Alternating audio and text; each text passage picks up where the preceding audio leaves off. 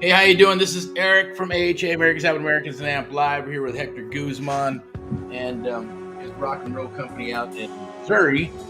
I think he just jumped on, so running a couple minutes late, rolling a couple tunes here.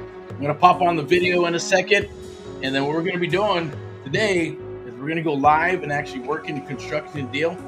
And depends on how far it gets and how far we go, we may end the stream and then record it and then add it to the Facebook group or to monetize and share with others as we move forward. Okay, so this is going to be we're changing up the program a little bit. How's it going, Guzman? Let me see if I got what I got to do here. Let me stop the music, and then we'll go here. Background music. There we go. All right, all scenes. Hector received. Mike. Maybe there's the mic not working.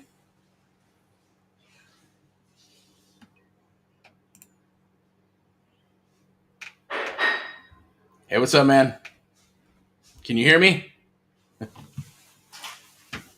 don't. That maybe I'm not sure. Let me check. See if your mic is working. Hide camera. Keep audio. Hector's good. Put you up on the screen there.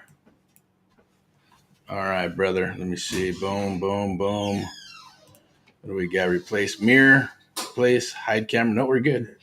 I'm not sure. Is your camera working? I mean, is your video working? Not the bit. The damn audio. Can you hear me okay? What's up, man? Let me check out the private chat.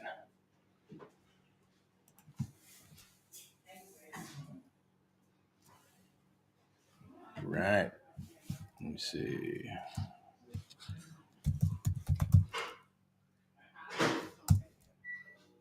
Right. Okay, flip the camera. It's the other way now. You can see your laptop.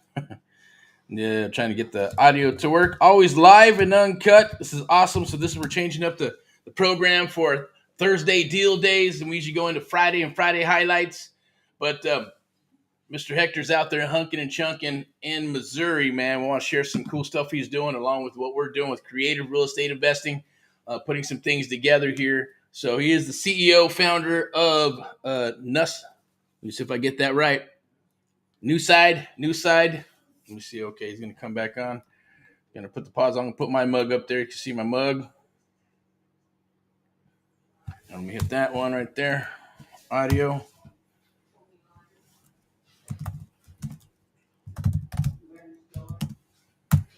Okay, let's put the mug up. All right, so today we're going to go ahead and get into it. So it's a special day today simply because we're changing it up a little bit. So we're going to wait till Hector gets back. In the meantime, we'll do a little bit of housekeeping. We'll do some PSA announcements for Thursday because it's Thursday, and Thursday's a deal day. Usually Tuesday, Wednesday, Thursday, and Saturdays are awesome deal days. Calling, hitting leads, driving for dollars, surfing for deals, surfing for dollars, all that beautiful stuff. Monday, Wednesday, and Fridays are great admin days. That's just a pro tip for you, but that's what we do. And get that content rolling, working on contracts, sending out contracts and things of that nature. But Thursday is an awesome day. It's a great day to talk with sellers, a great day to just be fired up and amped up. If you haven't got the book, Think and Grow Rich, definitely go get that son buck. It's an awesome book. It'll help you in your journey.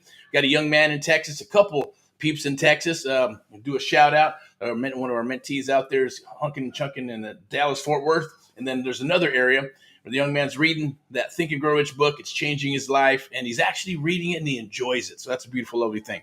So it's a good thing when the book reads you, you know that it's a good book, okay? And I'll maybe Friday for Friday highlights, there's like, is there a right way or a wrong way to read a book? Of course there is. Maybe for me anyways, I'm just going to lay it out like it is. It's we believe in unorthodox methods to help us through this journey. But as soon as Hector comes back, because I think we're having an issue with the sound, but he'll be on all the screens here. And once we get that sound locked in, we're gonna make a call to a gentleman who needs some help, a fellow American that needs some help in the area, and we're gonna go in and chit chat with him because we obviously want to try to get him the most money we possibly can. At the end of the day, yes, we're for profit. We're not a charity. We all got to eat, including Mr. Mr. Hector, congratulations, just had a brand new Bambino. So he's fired up and he's hungry and he knows what needs to happen to make things happen, right? I remember when my daughter and my son and my other son were born, man, it was a beautiful, lovely thing. Changes your life because then you got to live for another human being or two or three or four or five or whatever Brady Bunch family you got or not, right? But it does change your life. So I'm not sure. We got some technical difficulties a little bit. I'm going to go ahead and tap out real quick, and I'm going to put on some of that Halloween music. Like I said, I'm going to do a little bit of some housekeeping. So today we're going to be getting into the deals. There's deals that have been going out with some contracts here and there from in Southern California, Missouri, I believe it's Texas and certain parts of Texas and wherever we have a mentee. But that's we're really focusing on Southern California as well. Looking for those NODs and NOTs. I sent that out to a couple of people. Say, hey, you got any deals? What's going on? How are you doing? Yeah, I got a deal. Check it out. Oh, no, it's kind of tight. I said, well, what are you looking for? And I said, well, we're looking for NODs and NOTs. I said, what is that? What are those, right? For us, it's notice the defaults and notice the trustee sales. People call them pre-foreclosures. So, we get into that and, when it's a niche, right? So our goal is to hit that niche. And there are people that are, put my mug up there, are hitting that niche, right? I'll give you a prime example. It's great for people that are hitting the niche and they're looking for, get that out of the way, going for those deals. I've seen one where they're from $200 to $2.5 million and, people are going after it. Sometimes, the listing can help them if they have that knowledge, right? And what I found out from some of these other agents that are taking on some of these listings don't know shit about pre-foreclosures, don't know shit about getting on the phone and working out a deal with them. Some are experts and some do. I've been told stuff where we got a deal and we lock it up, and they're like, okay, I'm good to go. But someone else came and blew smoke up their butt and said, oh, I can get you this and get it done and get it sold super quick and get you all this money. And then 2 weeks later, they're calling back and say, did I burn my bridge? I'm sorry. What's the matter? It didn't work out? What's going on here? I'm going to go ahead and pull up something real quick. This is going to be a caption. Let me get with Hector here on the horn. I'm going to put this on some little music first. Let me go back here. Oh, it's frozen. Gotta love technology, man. Okay, so what do we got? Some captions here. We got, we'll do the Americans helping Americans across the bottom. And let's do a...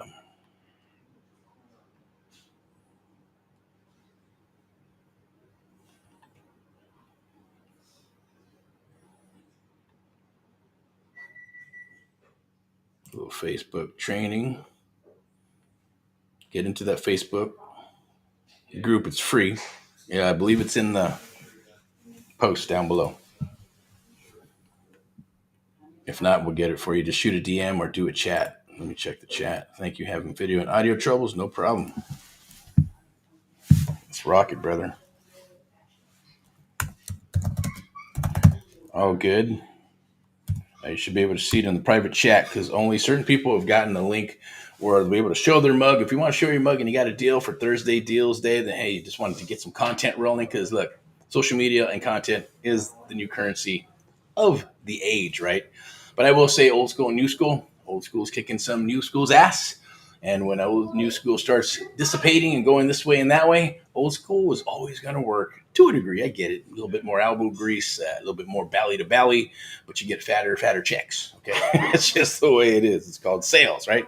Having, okay, no problem. Got it. Wait till he comes back. I'm going to go ahead and continue.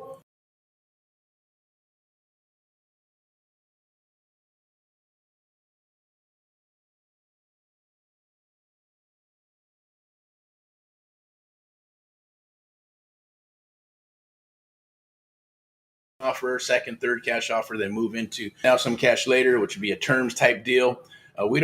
You'll see, you're going to learn. We're going to say, get into it a little. Okay, did we tap out here? Okay, all right. Something happened there. Internet's doing some weird stuff. Hey, even over here, we're on the other side in the West Coast.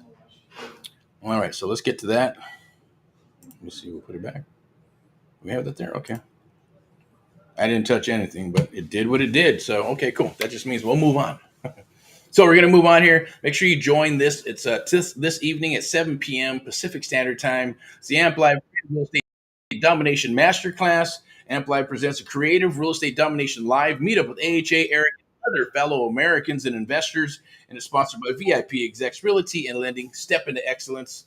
Let's see what we got with Mr. Hector. See if he's back. Let's go ahead and go there. Okay, as soon as he comes back, we're going to jump on the horn and we're going to rock and roll. So let me just kind of do a little bit of housekeeping as well as the PSA. I'm going to touch base with them in a second. Let me see if I can reach out to him.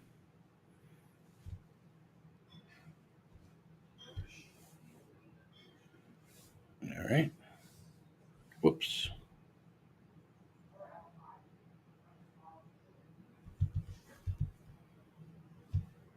If we need to come back, then we can come back and reset. Remember, this is live and uncut. And then we just chop it up, monetize it, and go from there. But that's the beauty of this, right?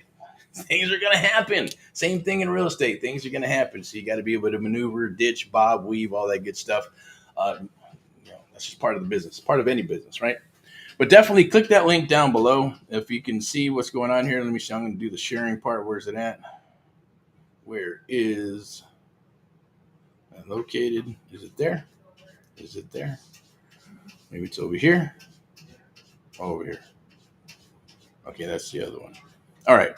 Well, anyways, let me see if I can customize that. But you can go there. There'll be a link that you can.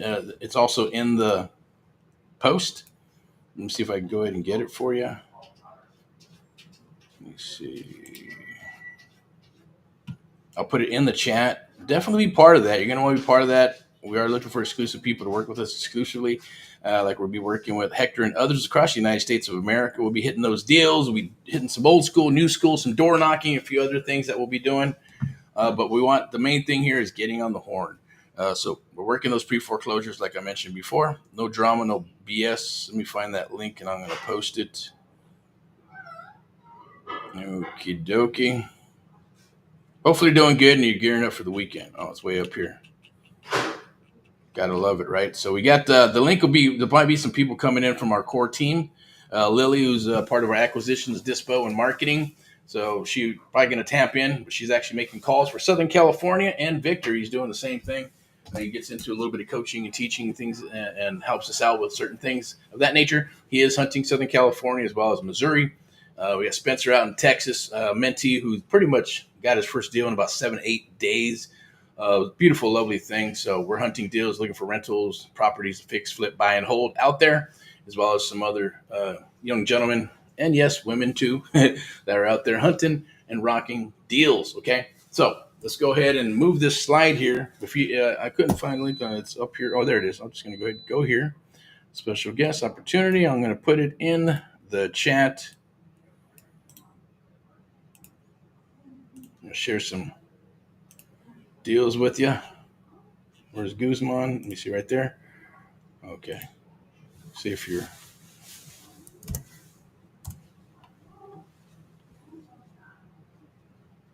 I'll put that in the chat there.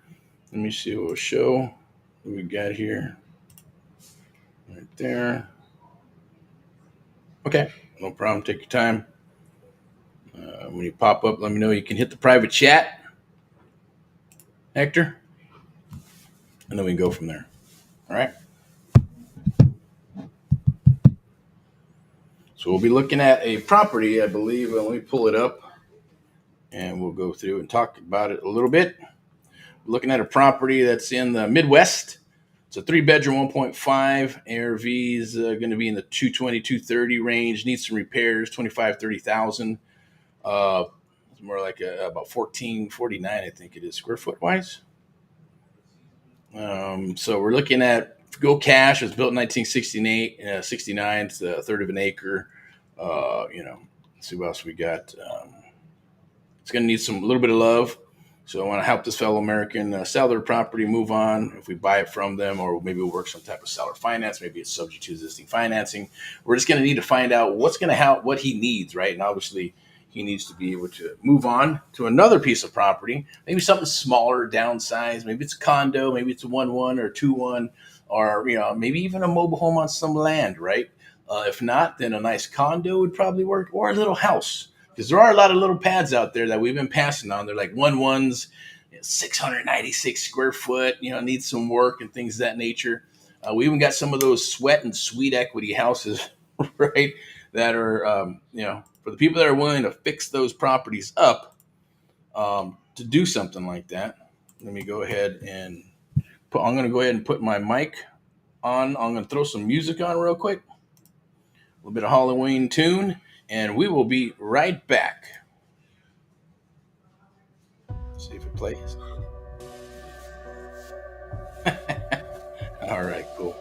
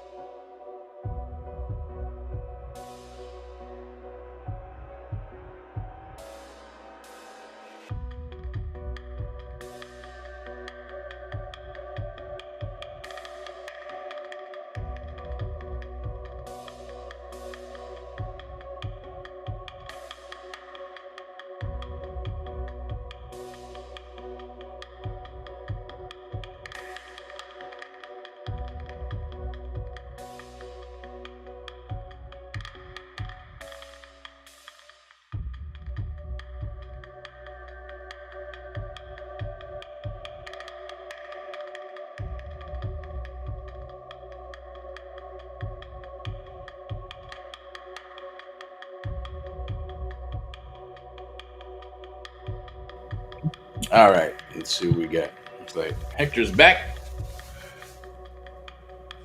Are you there? Yeah, I had to use my phone, but I'm here.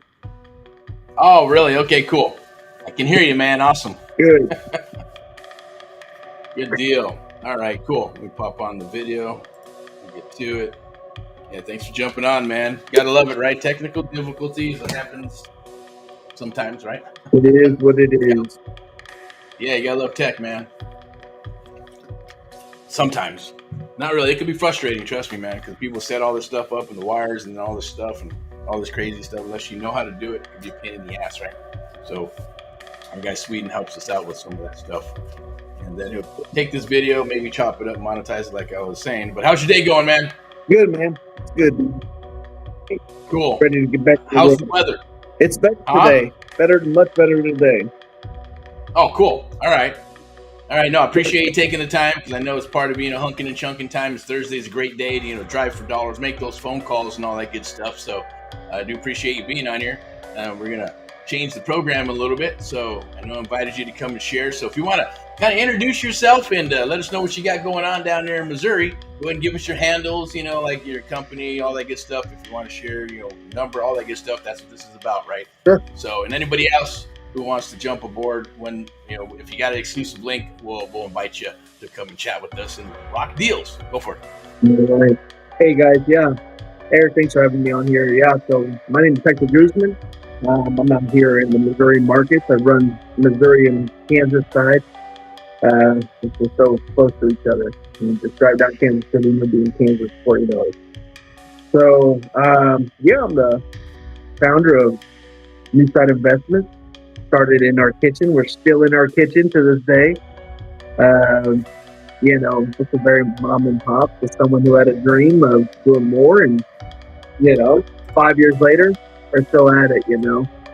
So yeah, my company's New Side Investments. Yeah, go ahead. Are you there? Yeah. Whoops, 1 second, man. Shit, my bad. Is it my turn now? It's your turn. That's crazy. Hello, Guzman, you there? Cool. All right, you there? Can you say something? Yeah, can you hear me?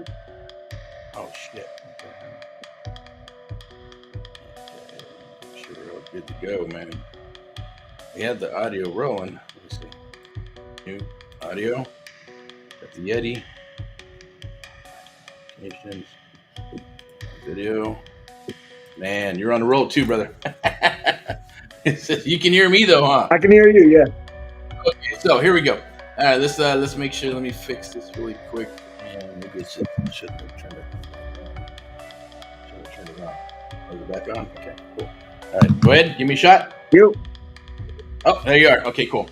All right, man. Before I interrupted you, man, stage is yours. No, you're good. No, all I'm saying is the company, we named it New Side Investments. It's just a new you, a new person. You know, this is a whole new ballpark, so it's a whole new side. So, um, Awesome. yeah, we've been at it about 5 years now.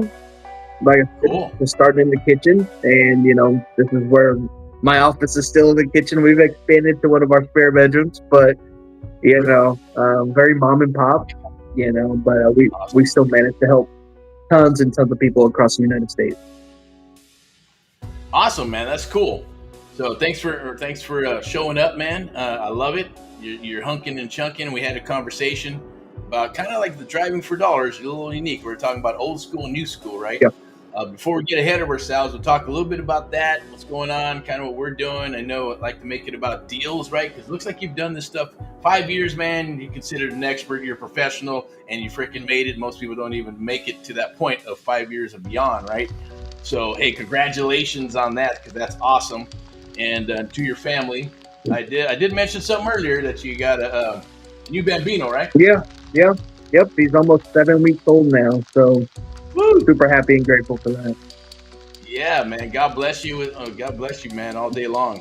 I was talking with a long lost cousin. I think it's like 30, 35 years. Pops up, and I guess he has kids and two grandkids, right? Don't have grandkids yet, but I'm like, man, how is it, right? Because I remember when my kids were born, they're three. You know, I had my two boys and my daughter. My daughter was the youngest. I was like, my God, man, that's like, it's amazing. It changes your life, does it? Does it not? Yeah, it's definitely a change and an adjustment.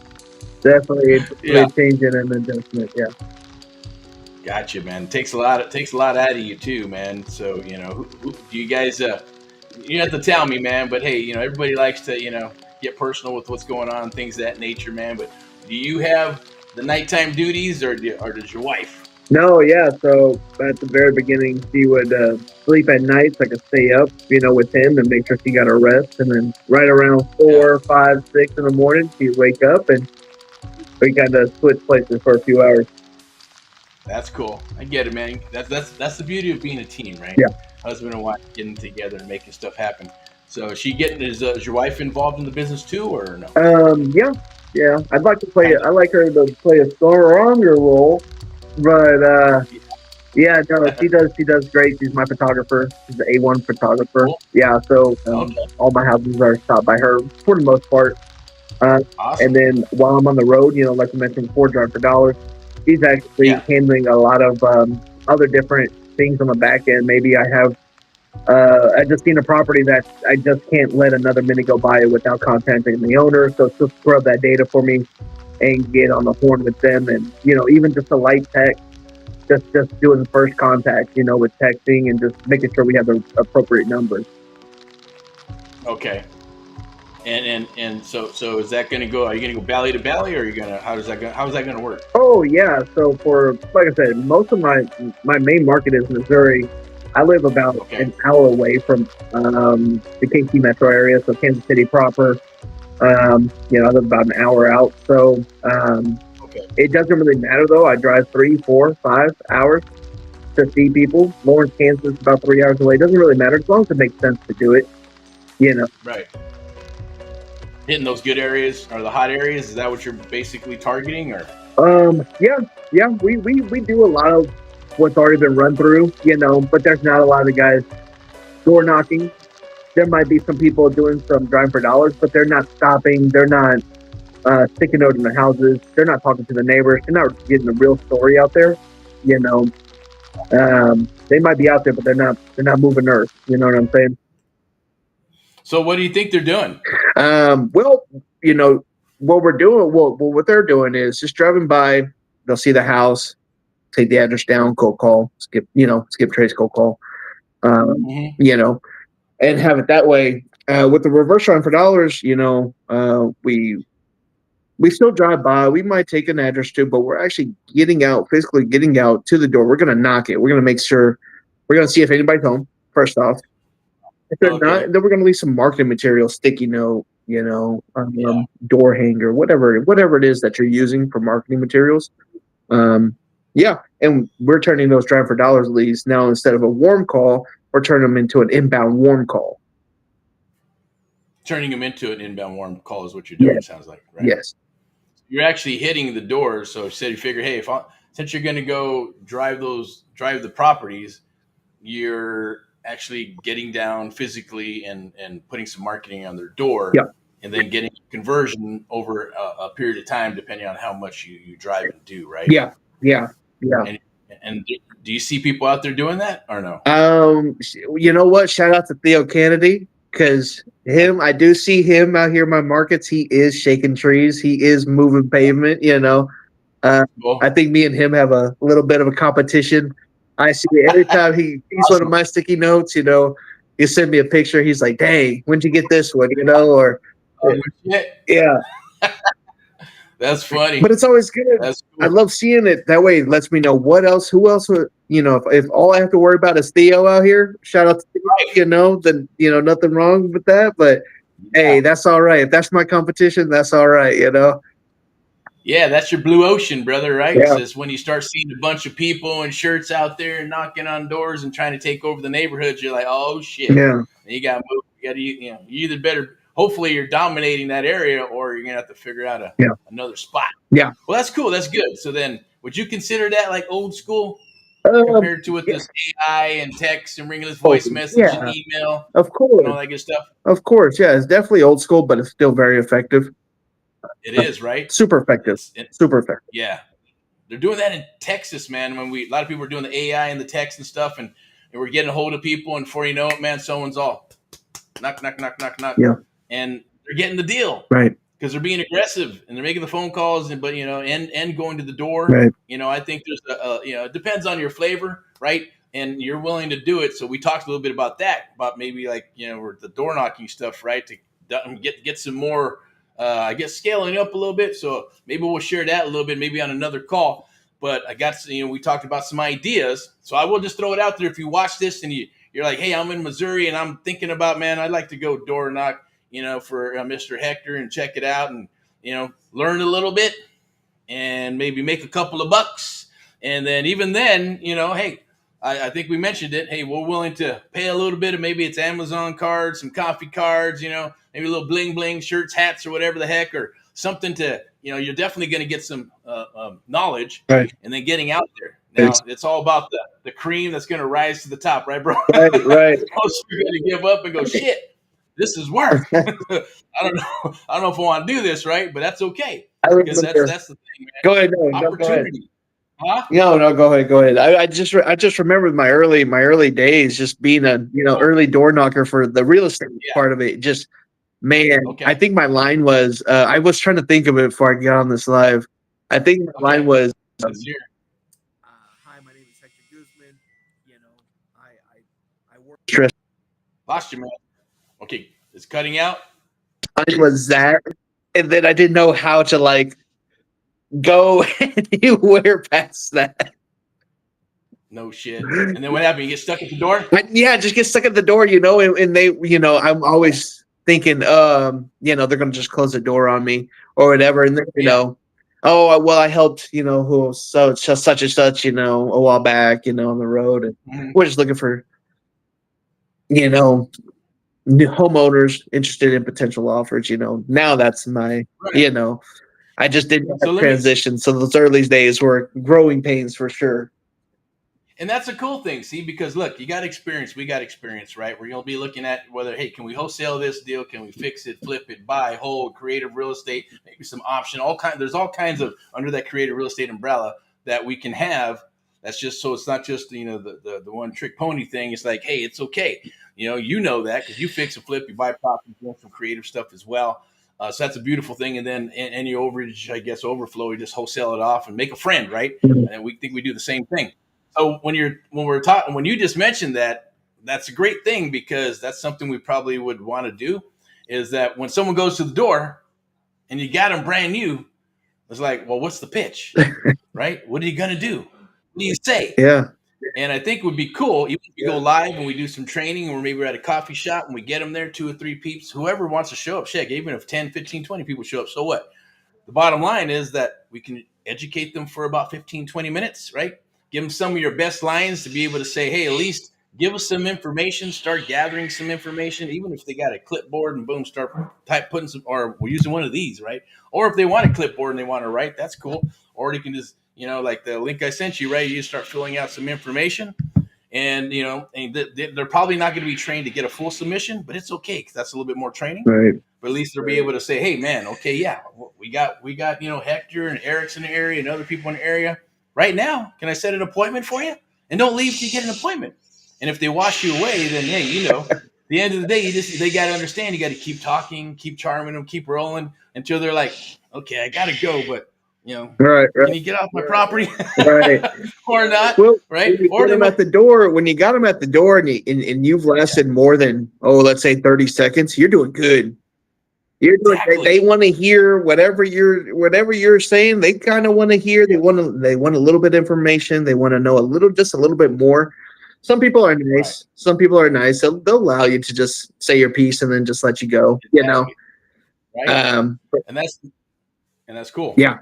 Because those will be leads, and then you can guide them past that. And if they do, boom, they hit you up, and then say maybe set an appointment, or hey, they may be not. Hey, maybe feel sorry for the person walking. He wants some water, he want a little something, snack or something. Yeah. And if you can get in, that's even better. They may not know what to do, but that's when they say, okay, cool, and at least show them how to at least talk. Get into the front door, get an appointment. If they can get inside, that's cool. It's an invitation because you're going to be in the area, right? Yeah. We'll be in the area virtually, Yep. so we can get on the horn, get 2 or 3 people. Lily could be on the computer breaking stuff down, whatever we need to do. But at least you can get to the pad, Yeah. get boots inside the house, and start working with someone who can close like yourself and others to make that happen. And I think if we do that, I think it'd be awesome. And then recording it all and doing it, content. That's what the beautiful, lovely people want to learn. This stuff is to really work, because as they say, I saw a meme somewhere, man, said something about opportunity is dressed like in overalls and shit, right? It's dressed as work. But that's where the opportunity comes, right? Knocking on those doors, getting out there when you wouldn't have got out there, but then since you got out there and you're knocking on the door, hey, a deal comes down the wire, right? Because you're not going to know. Life is life. They get text messages, they get emails, they get phone calls. It's too easy to just look at it and go, "I'll take care of that later." Right. Right. Right. Not gonna mess. Unless it's super important, pre-foreclosure stuff we're dealing with now, probates, or you catch them at a good time. So that's cool that you're doing that. So, what is your best line, or if you want to share, you don't have to, but hey, if you maybe share a couple of nuggets of going when you're at the door, what do you tell somebody? Sure. So, Go ahead. Yeah, no, that's a good question. So I'm kind of my hybrid, what I'm turning it into, because we're always trying to perfect it. We're always trying to, what responds more, what triggers a little bit better than its previous, So a lot of people really like the whole, hey, me and my wife are driving down the street and we noticed your property. We just wanted to reach out to the homeowner and see if you'd be opposed to a potential offer. People like that line.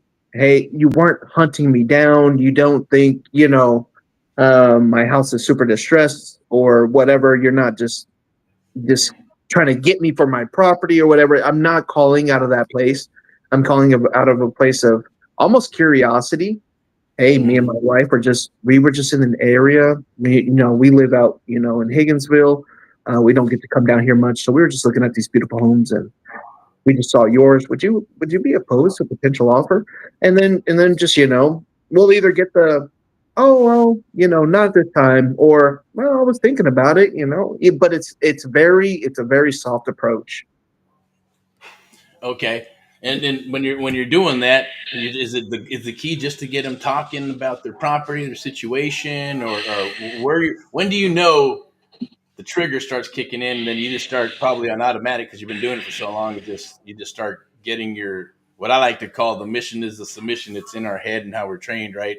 Is to get all that information, for even when we don't need it, if you're willing to share it with us and you're befriending them, you're having a conversation. That's like gold to us, and I would say to others, even like yourself or anybody out there, man. When do you know that's the pivotal point? Going, okay, hey, you keep on rolling. So, on the phone it's easier. On the phone it's much easier. Yeah, I'd like to sell the house. I don't need to sell it, but I'd like to sell it. That right there, boom. If I hear that, hey, this is, been a great conversation. Is it all right if I follow up with you maybe in a few weeks? I'll just move on. I'll put them on follow up on that point and move on because we deal in the business of need to. We Yeah. need to sell this house. We need to make a move immediately, right? We're in the deal of need tos. Um, Right. when it comes to driving for dollars, we're not going after 400 or 500. Well, in your area, you might be going after $400,000 or $500,000 homes, but over here in Missouri, we're not Mhm. going after the $400,000 or $500,000 home. We're Okay. looking for everything two and under, probably max three, right? Because we want to stay in that medium home price area, right in that Okay. range. Yeah. So um, we're knocking on doors with high distress. Hmm. High distress, and maybe they are living in there, And so let's say we go to a high motivated property, high distress, roof. We got blue tarps on the roof. We got cracked Yeah. windows. We got gutters hanging off. It's a mess. Yeah. Let's say I door knock that guy. I'll know instantly because they will want to show you. They know that you just pulled up to the property and see everything that they live in. Yeah. They will want to show you. You just got to have a really quick rapport. Hey, Hmm. I was in the area, notice your property, wanted to reach out to the homeowner, and see what could be opposed to a potential offer. No, I don't think it's the right time to sell. I got to clean this place up. Well, what's holding you back? Yeah. Is it money? Is it, you know what I mean? Why have we cleaned this place up? Because if you want to sell and you know what you have to do, why haven't you done it? And you Right. can have that kind of conversation at the door. Really, you can have, it's kind of like a micro conversation. Hmm. But yeah, they'll want to tell you more. That's how you know. Others, they'll kind of just, But somebody at the door who wants to sell, who wants to actually work with you, they'll tell you a little Yeah. bit more information than you asked for. Yeah. Okay. Have you ever went to an appointment, got inside the door? Oh yeah. Yeah. Oh yeah. Oh yeah. That's a Okay. well. I have a little cheat code. I used to work Okay. for Kirby. I don't know if you guys know what Kirby is. Oh, I do, man. When I Yeah. was a kid, Yeah. yeah, I know they're the $1 million vacuums that Hey. like Yes. suck up the world. Man, Yeah. they're so Hey. powerful. So in Kirby, you had to get in the door, right? If you're door Yeah. knocking on the streets, you had to. There was no other way Yes. to do it. You had to get in. Yeah. So Demo. yeah. Got to put the demo on them. Yeah. So I take a lot of that knowledge. We Okay. use kind Cool. to get into the door. That's why I feel so comfortable at the door, right? Gotcha. Because I know if I can sell a $4,000 vacuum to you, Yeah. I Buy can. their house. Yeah, I can buy your house. It's just that's as simple as that. No brain. But yeah, That's yeah. funny. That's Door awesome. knock, door knocks that lead to in like immediate in home, like from outside to in the house. Yeah.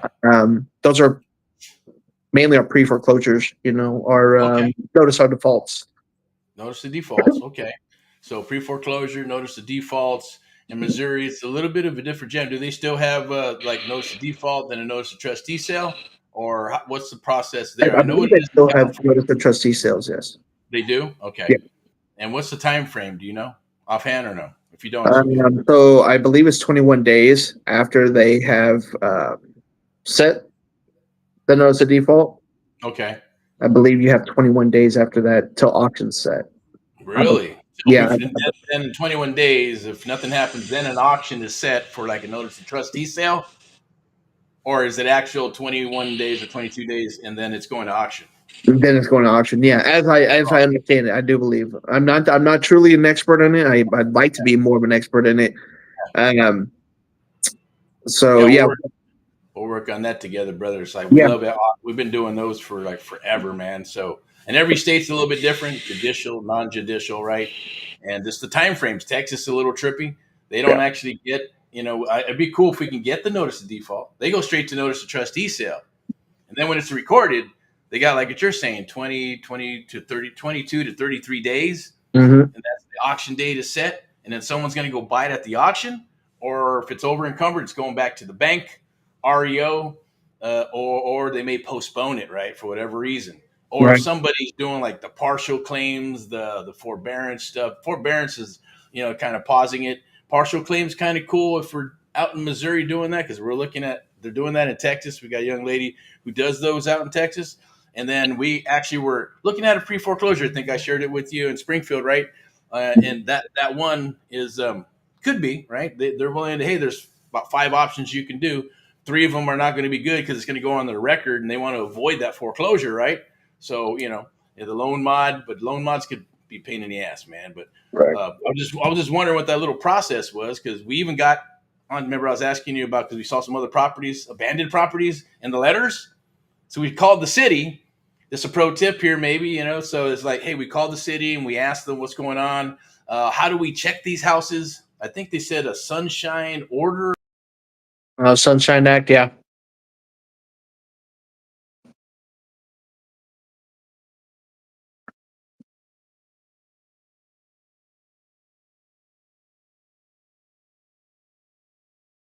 Did I lose you, Eric?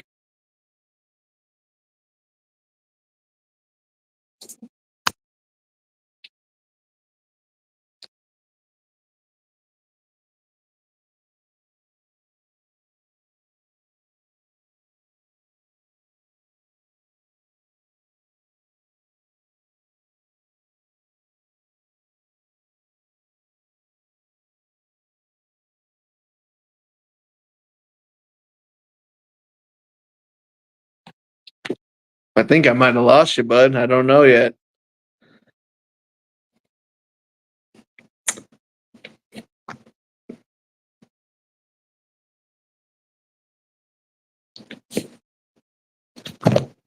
Let's see. I'm gonna check my Facebook. Oh, you good? Yeah, can you hear me? I think I lost you on the audio, bub. Okay. Yeah. I was saying thing over here. Well, let me go back to this. And where did I lose you?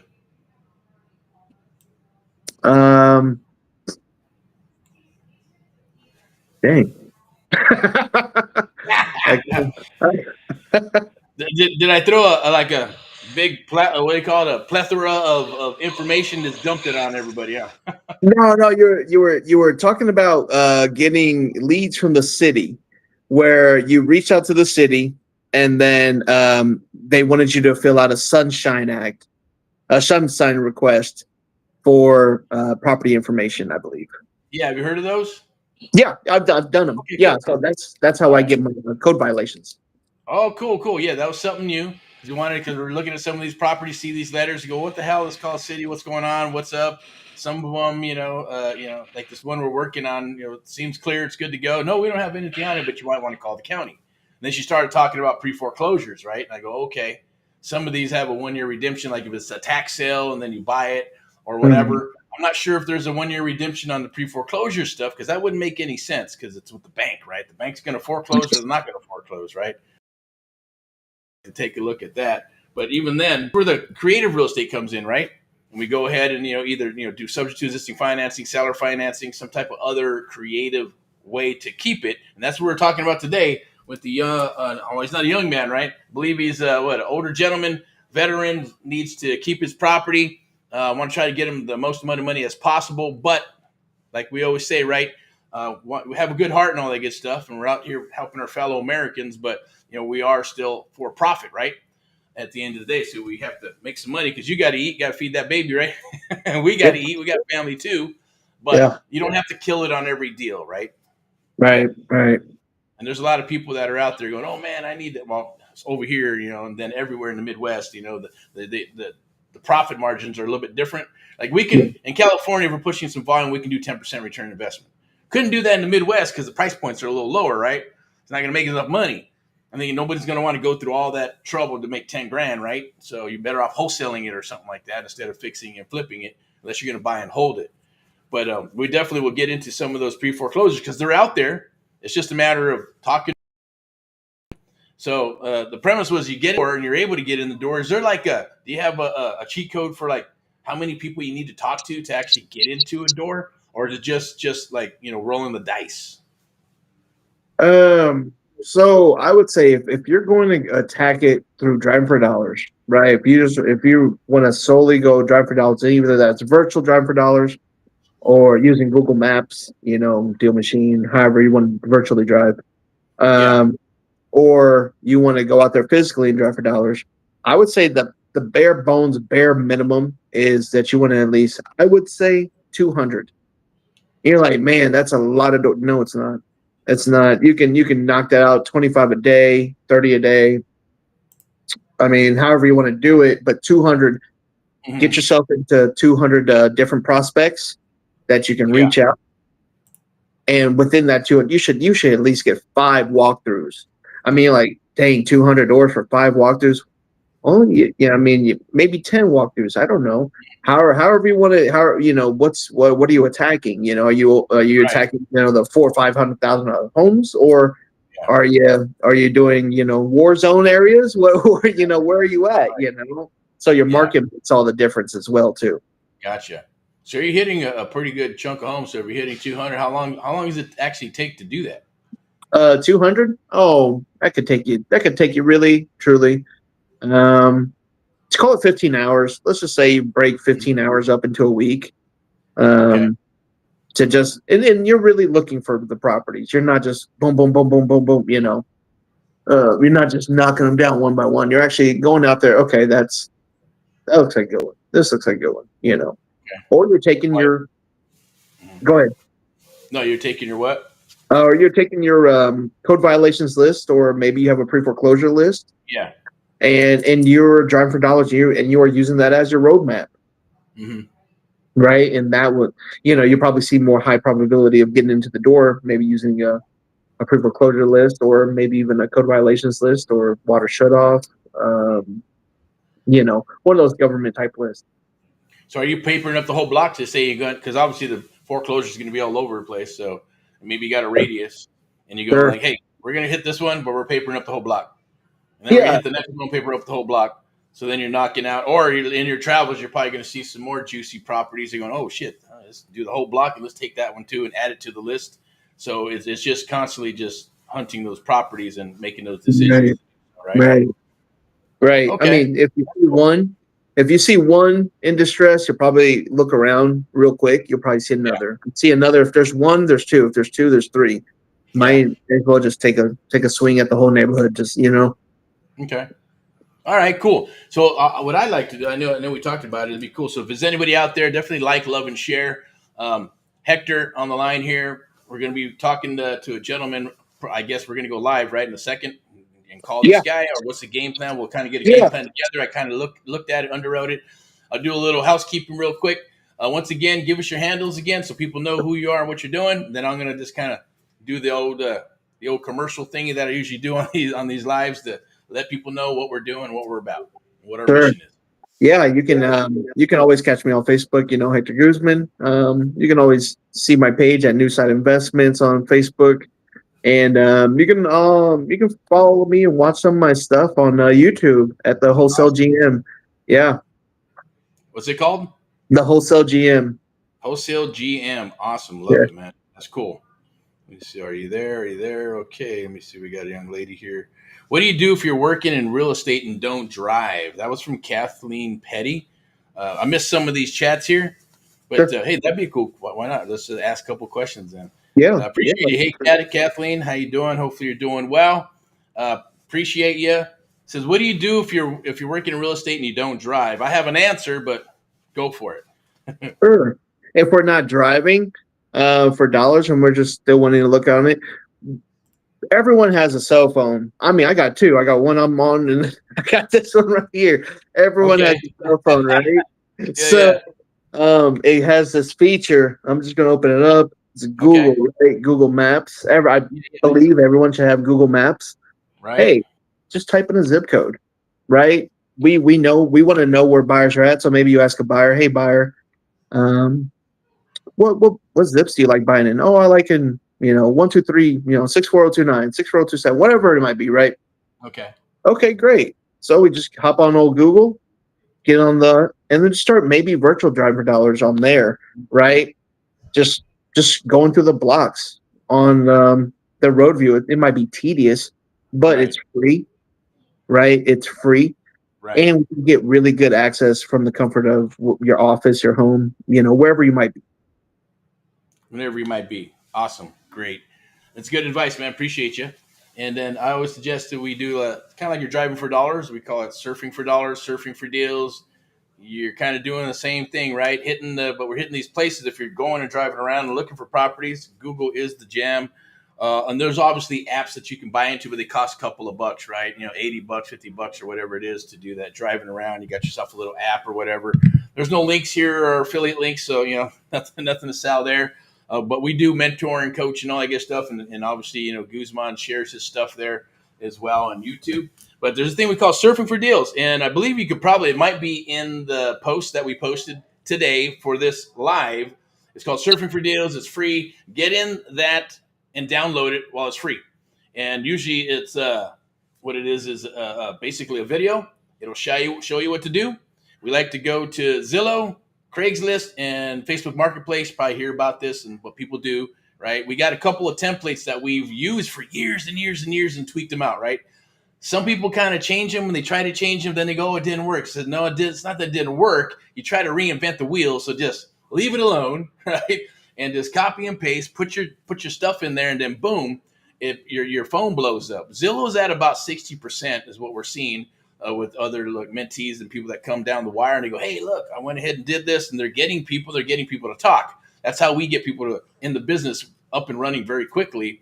And they're doing it and using it, yes, on their phone, laptop, iPad, or they're hitting those. But you got to make sure when you're using Zillow, be careful and don't hit the agents unless you want to do the agent thing. But then you got to learn how to vet the agents from a unicorn, right? And the gatekeepers. So you can hit Craigslist as well, because look, when you're doing that, you're going to a place where people want to sell. They want to sell because they posted an ad on Zillow. They posted an ad on Craigslist. They posted an ad on Facebook Marketplace. So they're saying, I want to sell for whatever reason. Maybe it's, hey, I sold 4 houses and they're old school and I'll sell my own house. I don't want an agent. Or maybe an agent said, you need to spend 20, 40, 50,000 to get this. You want retail? I'm not going to put that house on retail unless you clean it up, fix it up, and do whatever you need to do. And then I'll list it for you, because people usually, the good agents don't want dead dogs and stuff, right? Unless that's their market. And so what do you'll find them on Facebook Marketplace. I do find that Craigslist was number one. If you do like 20, yes, you're going to copy and paste and send it out. You're looking for sale by owners, not agents, not brokers, for sale by owners. Pick an area. Then within that little cheat sheet, there's going to be a cheat sheet that has a bunch of keywords in there. Copy and paste, copy and paste. So you should never, ever run out of leads. And you can literally, surf for deals on your phone or iPad. And then all of a sudden, you get about a 30% response rate. So let's say you copy and paste about 20. And then the next, usually say do 10 in the morning, 10 in the afternoon, 10 in the evening if you're lazy, right? Because look at Hector, he's blowing the shit up. He's doing like hundreds, right? You're knocking on all kinds of fucking doors and killing it out there. But if you did that, can you imagine? You just do maybe 10, 20, 30 a day, Yeah. right? And then what's going to happen? There's a 20, 25, I believe there's a 35% response rate. Not everybody's going to be a lead or a hot deal. They're maybe trying to sell you some shit or some video wankers. You never know, because it's Craigslist, right? And it's Facebook. Zillow, maybe a little bit more, because hey, even then something happened. So when you're doing that, you figure, hey, in the morning, your phone, your email, and text starts blowing up, and you're going, shit, what do I do? What do I do? Right? Now, a lot of them are not going to give you the address, so there's the second template. You copy and paste, and boom. Right? Ask for the address. We give you the verbiage and what to say and what they're going to do. But it doesn't matter, because once you got that address, that, brother. You just start working it, underwriting. Hey, what's the situation? And then set up an appointment, start call them and work out a deal of some sort. So right. Really good. And same thing for Zillow. I mean, that's where the young man, Spencer, he had 8 days on the market, or 8 days in the mentoring program. He jumped in and boom, it was a little bit of an anomaly, because he was a sales guy. He kind of knew he's been working for 2 years before we eventually came aboard, even though we connected 2 years before. So it's kind of funny. But he did Zillow, talked to him, set the appointment. We rode with him, virtually, got the contract and put it on the market. And, the rest is history at the end of the day. But it does work, right? And at the same token, I would say drive for dollars. That's why I think it's so important to keep that old school, because that's where the money is. You're creating your blue ocean and what you're doing. Find your own little niche in your own little area, hit that, hit some surfing for dollars, because then you got another layer of more leads coming in. And so you're building that, what I like to call verticals, right? You got a vertical of, driving for dollars, hitting it hard, and then you're going to get those people to call. I remember you sharing those numbers with me. I think they're awesome. And that's why I was saying, hey, man, let's get a couple bodies, some college students, some people, or anybody who's interested in real estate. And shit, we'll double or triple, quadruple the numbers that you're doing out there, which would be awesome, because that's just more money for you and shit, money for us if we work it together, right? And other people at the table. And so, then do another vertical, surfing for dollars. So there's no excuse, right? Because one, that's free. Just got to have a car and some gas and a phone, like you said.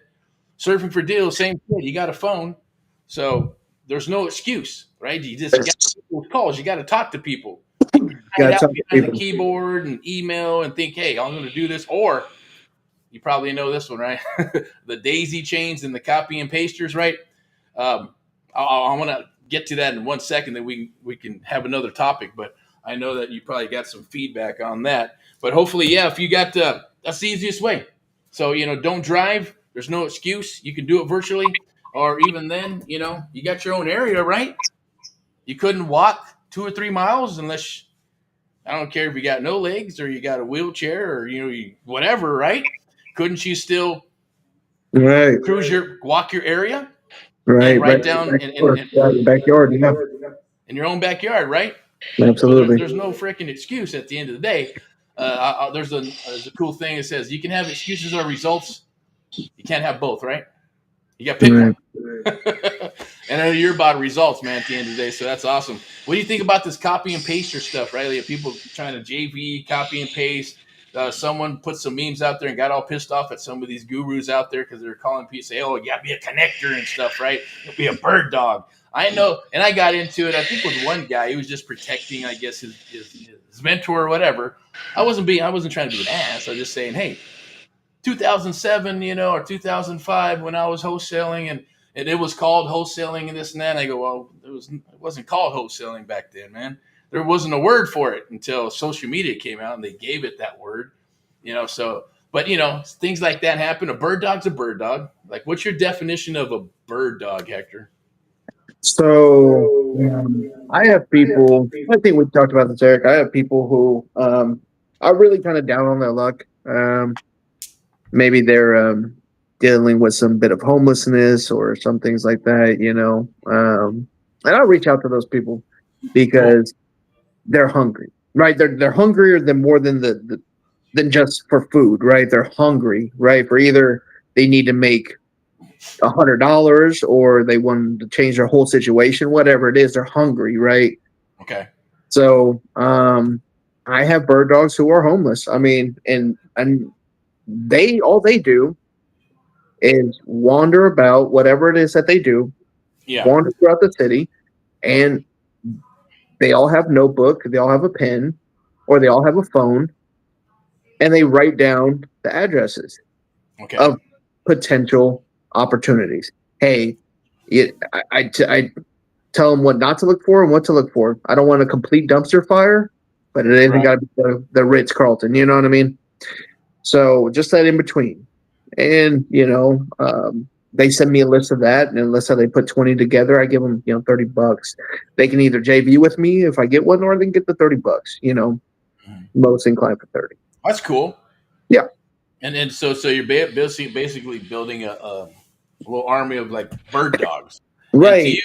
Right. And considering that's what a bird dog was when I got started, right? Is like, I became a bird dog when I got started. It was like, hey, I like the language of a real estate investor. And you say, go find me the ugliest house on the block. Send me an address. If you got a telephone number or you talk to them, snap a picture and send it to me, or whatever you got to do, email me and I'll pay you. I said, okay, well, how much? Well, I'm going to give you a referral fee, because that's what a bird dog is, right? Some people got their things all mixed up, right? At the end of the day, and I go, well, how much? There were some cheap ones, right? Oh, $250. I go, okay, well, for an address, I'm already out, I'm learning. Okay, I can use some marketing dollars, cool. And and then others are like $200 to $250 to $500, right? I know when we started doing the bird dogs, we go, hey, $250 to $1,250, and we're just kind of figured out what other people are paying to say we'll pay more, so we can get those people, right? And it happens, right? And I know what you're saying, the hungry ones, because people drop off. They drop off like freaking flies, right? It's like, boom, you can Okay. start doing stuff. Two or three. They send you addresses, and they're not automatically going to pop. So like, man, when am I going to get paid? You know those houses? I sent you some ugly ones and things of that nature. Well, not every house is a deal, right? Not every house you said is a deal. Exactly. I mean, you can do the dollar thing or a $5 thing. I know some other there's a guru back in the day, and he would charge. He would go, yeah, no problem. You send me anything. You send me 100 houses, I'll send you like $2 to $3 a house, right? Yeah. And then he would work them. So because you pay for leads and other stuff, so it was like worth it to him to say, okay, I'll pay for some of that stuff. And Right. but at the same token, I'm like, man, I don't know if I want all that, but I want a little bit of quality. I want some quality stuff, right? Give me They'll some just quality. send you whatever at that point. They'll just send you whatever at that point. Exactly, and start Yeah. stacking them, going, hey, Yeah. man, can you give me my $500? I just did I'll have realtors, 2,000 whatever. They'll put it all on there. right? So I'm like, I don't think that's a good idea. So, and even the people in the neighborhood, we pass out flyers, cards. This is worth $250 to $1,250. Oh, really? Yeah, all you got to do is send us an address, and if we buy it, we'll pay you. So that's a beautiful, lovely thing. It's a referral fee, right? Yeah. A lot of these wholesalers are like, hey, I send you an address, and they didn't do anything with it. They're pulling stuff off of the internet, and they're saying, hey, I had one lady wanted $5,000. Because I got this house over here. She wants to do this, and that. She didn't sell the house. Her and her sister are going to probate. You can do this with this house and this with this house. I know there's a lot of money on there. Okay, well, what's the address and stuff? Let's work it together. Well, if I give you the number and telephone number and all that good stuff, I want $5,000. I said, what are you talking about? I said, I appreciate the intel and the information. Because she was trying to do the business, right? Like wholesaling. She wanted to fix and flip. She's a pastor. She wanted a JV with you, huh? Huh? She wanted a JV with you. Which all was okay. I said, but yeah, we got to do some work though. And Yeah. You be the liaison so we can get in there and do it. And Right. she's like, well, I don't like really talking to people. I don't want to do all that stuff. I don't want to get into that part of the business. She goes, I just want to bring you leads and you pay me $5,000. I said, $5,000 for a lead. That's called a bird dog, ma'am. Because she wasn't a young lady. She's probably like 50s and 60s or something like that, right? And I said, well, I'm willing to pay you more, but you got to do more. It's the old adage, right? The more you do, the more you get paid. And if we have an excuse to pay you more, then we want to pay you. But you got to give us an excuse to write that check, right? Not just, hey, I got some properties here, you give me $5,000. I'm like, man, that kind of blew my mind. And she did. I said, well, she did. We went through it. Long story short, and she didn't give me the address and all that good stuff after that. I said, good luck on collecting that $5,000. She was okay. I'll stay in touch. But you see how that works, though, right? Even the copy and pasters that are out there, I'm sure you experience that. So wholesaling, you got to spend some money, right? You got to put in some effort. You got to write the contract. You got to do the deals, right? Did I lose you? Where you go? Okay, maybe I lost you. All right, we'll wait for him to get back. But we got that surfing for deals. Let's see if there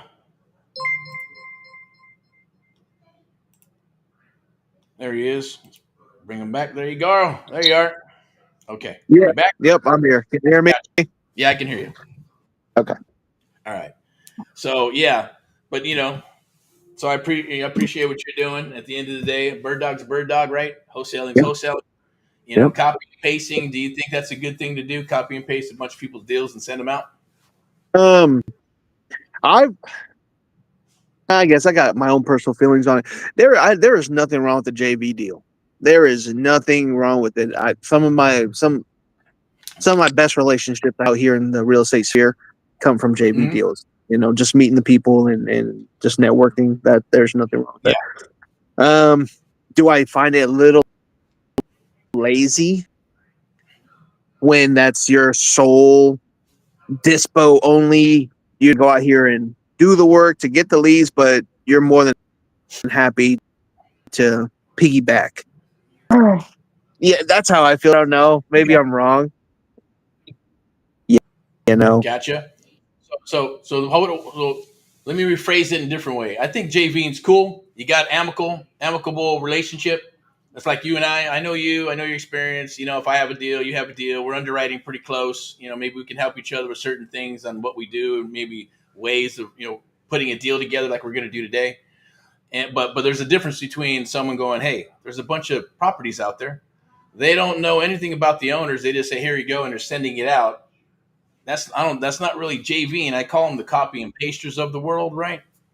Does that make sense? So it's a little bit. Let me get you back on here.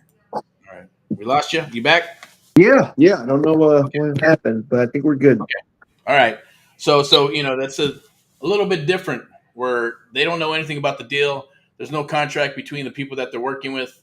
They just found it and thinking that maybe haven't even done the numbers, so they don't even know if it's a good deal or a bad deal because they didn't go that far. They're just copying and pasting a bunch of stuff to see what sticks, kind of like spaghetti at the wall, and then going, "Hey, okay, maybe I got a good one," and then coming back and saying, "Okay, let me connect you with the one who actually has it under contract."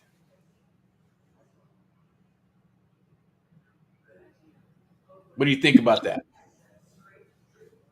Where they're just grabbing data and putting it together. Is that what No, we're it's like anything else. Let's say I go to a Facebook Marketplace. I okay? find 10 properties.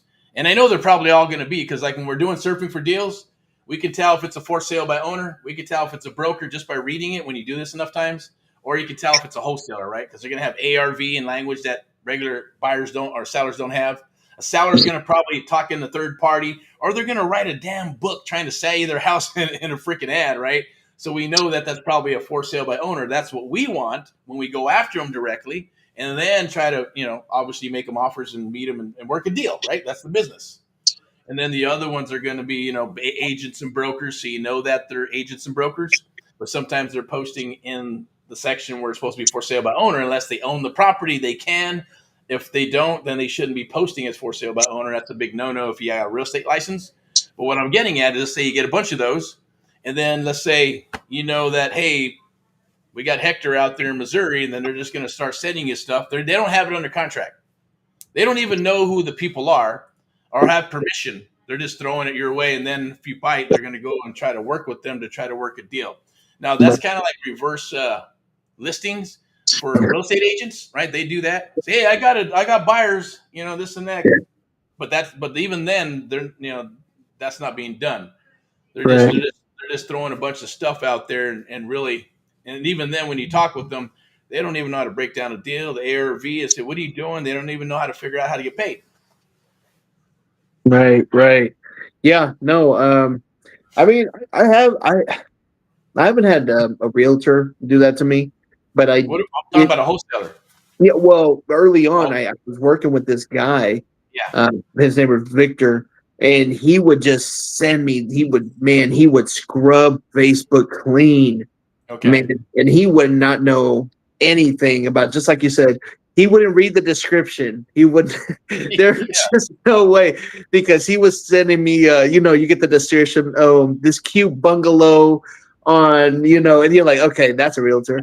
This, Right. you know what I mean? He would Yeah. just pound my messenger with this stuff, Okay. and so I would have to go in there and clean it up, and maybe out of 10, he sent me maybe one true for sale by owner. Okay. Yeah, I'm in it, I on that That's a end. bird dog. I Yeah, mean, if it's a for sale by owner and he's working and he's sending them to you, then yeah, that's a bird dog. If I buy it, I'll cut you a check. I'll cut I'll anybody a put check. you in. Yep, They're yep. surfing for deals. Maybe they're driving for dollars. That makes sense. But when they call themselves a wholesaler, or they're saying, "Hey, I want a JV," but they're not really JVing or taking the time to say, "I'm going to call Hector and see what you got." I got some buyers over here, Missouri, or even like myself, hey, California, that are wanting Missouri. What do we do? Let's put some paperwork together. Let me promote it, see what the splits are, and actually work a deal with you. I mean, we Right, do that with mentees all day long. It's just we'd rather do it with mentees because we paper up and we got confidentiality agreements, and plus we're training them and sharing proprietary information, helping them with the marketing and all that good stuff. So it's more like a mentorship partnering coaching program. I eliminate the coaching. It's more like mentoring because we're going to do splits and we're going to partner up, right? right, So other people are doing this, I get it. And I've heard some complaints of people, man, you people got to stop doing this. But it's funny because people have been copying and pasting for freaking years. People have been trying to sell other people's deals for years and years. Even about 10 years ago, man, it was pretty bad where people would go, I got a deal. And then we send it out, and then they would mark it up 10 grand, and then someone else mark it up 10 grand, and someone else mark it up 10 grand. By the time someone actually got a buyer, it's already $50,000 above. You're going, well, there's no more deal. Right. Had a deal. Yeah. Daisy chaining that shit, right? Yeah. So Right. that was the daisy chain thing, but now it's daisy chain and copy and pasters on top of that. And that's just because, I get it, man. A lot of YouTube and TikTok and people watch some stuff, and everybody wants to get in the business thinking there's a Staples button, right? Boom, I press the button, I go for it, without actually trying to learn how to do the business. So I get you on that. JVs are cool, right? If you can vet the people, and if you got permission to market the deal, or you work out something with some paperwork to actually get it done, and then some are just cool. Hey, give me a Texas handshake, right? Some are like that. I get it, but that's kind of like sometimes a recipe for disaster, depending on who it is, right? Because you don't know what you're working with. You got social media, man. You never know who's on the other side and stuff till you build a little bit of relationship and get to know some people and do some stuff, right?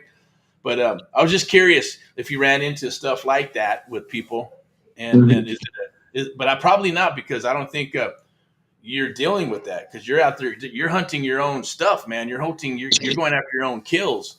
So with people are probably not sending you a bunch of junk, or maybe there might be people that want, hey, or did they hit you up? Say, can I wholesale your stuff? Hey, can I JV with you?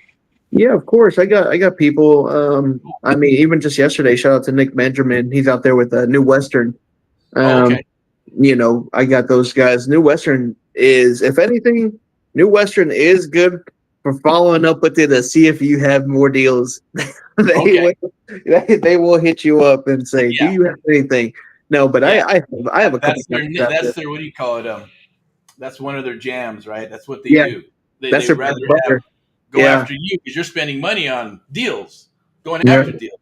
So they'd rather have a connection with you and say, what do you got? What do you got? Instead of spending the money to go get those deals. Well, even though they still do it. I was on a research and development trip out in Puerto Rico, and I had a deal. It was great. I knew it was a slam dunk deal. I just didn't have time to get to it. So the days are going by, and I had, to reach out to somebody who was like that, who just did dispo only. And I marketed it out, and they took care of everything.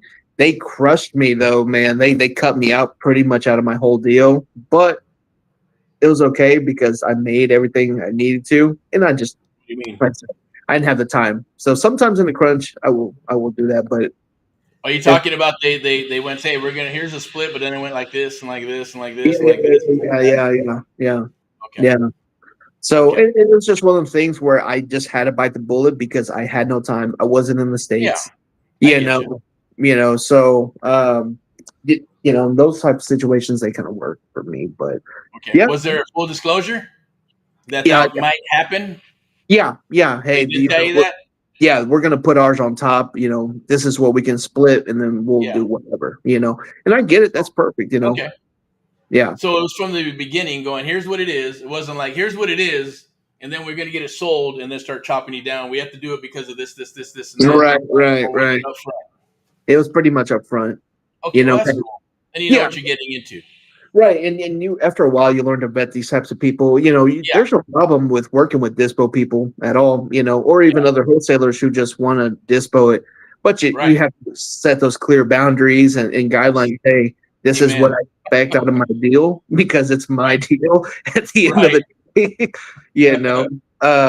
True. And if people want to go for it, that's great. If they don't, then there's a ton of other fishes in the sea. I'm telling you the truth. No, you're absolutely right, man. Like there's tons of bird dogs, tons of wholesalers. Like even with us, when we get into it, either in the core or we're training and mentoring, man, we're qualifying the seller, we're qualifying the buyers, we're qualifying, the investors at the end of the day, and not the other way around. A lot of times they think they're qualifying us, but it's a simple conversation. We drop the ego, no problem, cool. But we only want to work with sellers that are not going to be unscrupulous. 1% to 3% are going to be unscrupulous, man. Not going to tell you about the basement or tell you about the roof, or say figure that shit out yourself. And then some investors, if you done this long enough, right? They're like, oh, do you know who I am? Do you know how many deals I've done? Oh, I'm not signing an NC and D and non-disclosed, non-circumvent. I got in trouble for this. Well, if you got in trouble, there's something wrong. Right. Thanks for the red flag, bro. Right? And if you don't want to sign it, bro or chick or whatever, then there's a red flag. And I learned that from one of my mentors who did apartment buildings several years ago when I was dealing with some, Chinese investors, big dogs and stuff, bringing in all their money and shit and buying doors and subdivisions. And I was like, well, he goes, you might want to put together an NC&D, non-disclosed, non-circumvent. Most people just could do NDAs. A lot of people don't even know what an NDA is, or until they get to the point or get ripped off or get burned, and they're like, "Oh yeah, I know what that is," because now they're using them. Right. We take it a little further and go, well, let's do an NDA and a non-circumvent, right? In other words, the NDA, and you know what they are, right? At the end of the day, non-disclosed. We're not going to share intimate details of the deal or posting it or other places unless it's your buyers and even private information with the seller. And then non-circumvent. We're not going to go around your back, steal the deal. You're not going to go around our back, steal the deal. Otherwise, there's consequences, right? It's just to keep everybody honest. And some people are like, it's just a piece of paper. I'll wipe my ass with it, right? I don't care. And I'm like, oh, red flag. Yeah. If you're going to do something like that, then, we probably don't need to do business. Right. So would you say vetting is super important when you're doing these JVs? Yeah. And you'll find out. Number one. You'll find out so much by just like you said, Eric, just having a basic conversation. Mm-hmm. Just a basic conversation with these people, it's like vetting your buyers, you're just talking to your buyers. You're not asking them you can ask them for proof of funds if you want. I don't Mm-hmm. care about proof of funds because I work with a lot of hard money guys. Yeah. You know what I mean? Yeah. Everyone's saying cash buyer. Those guys they're out there, but right. You're going to run into a lot of hard money. So, a lot of hard money. Yeah.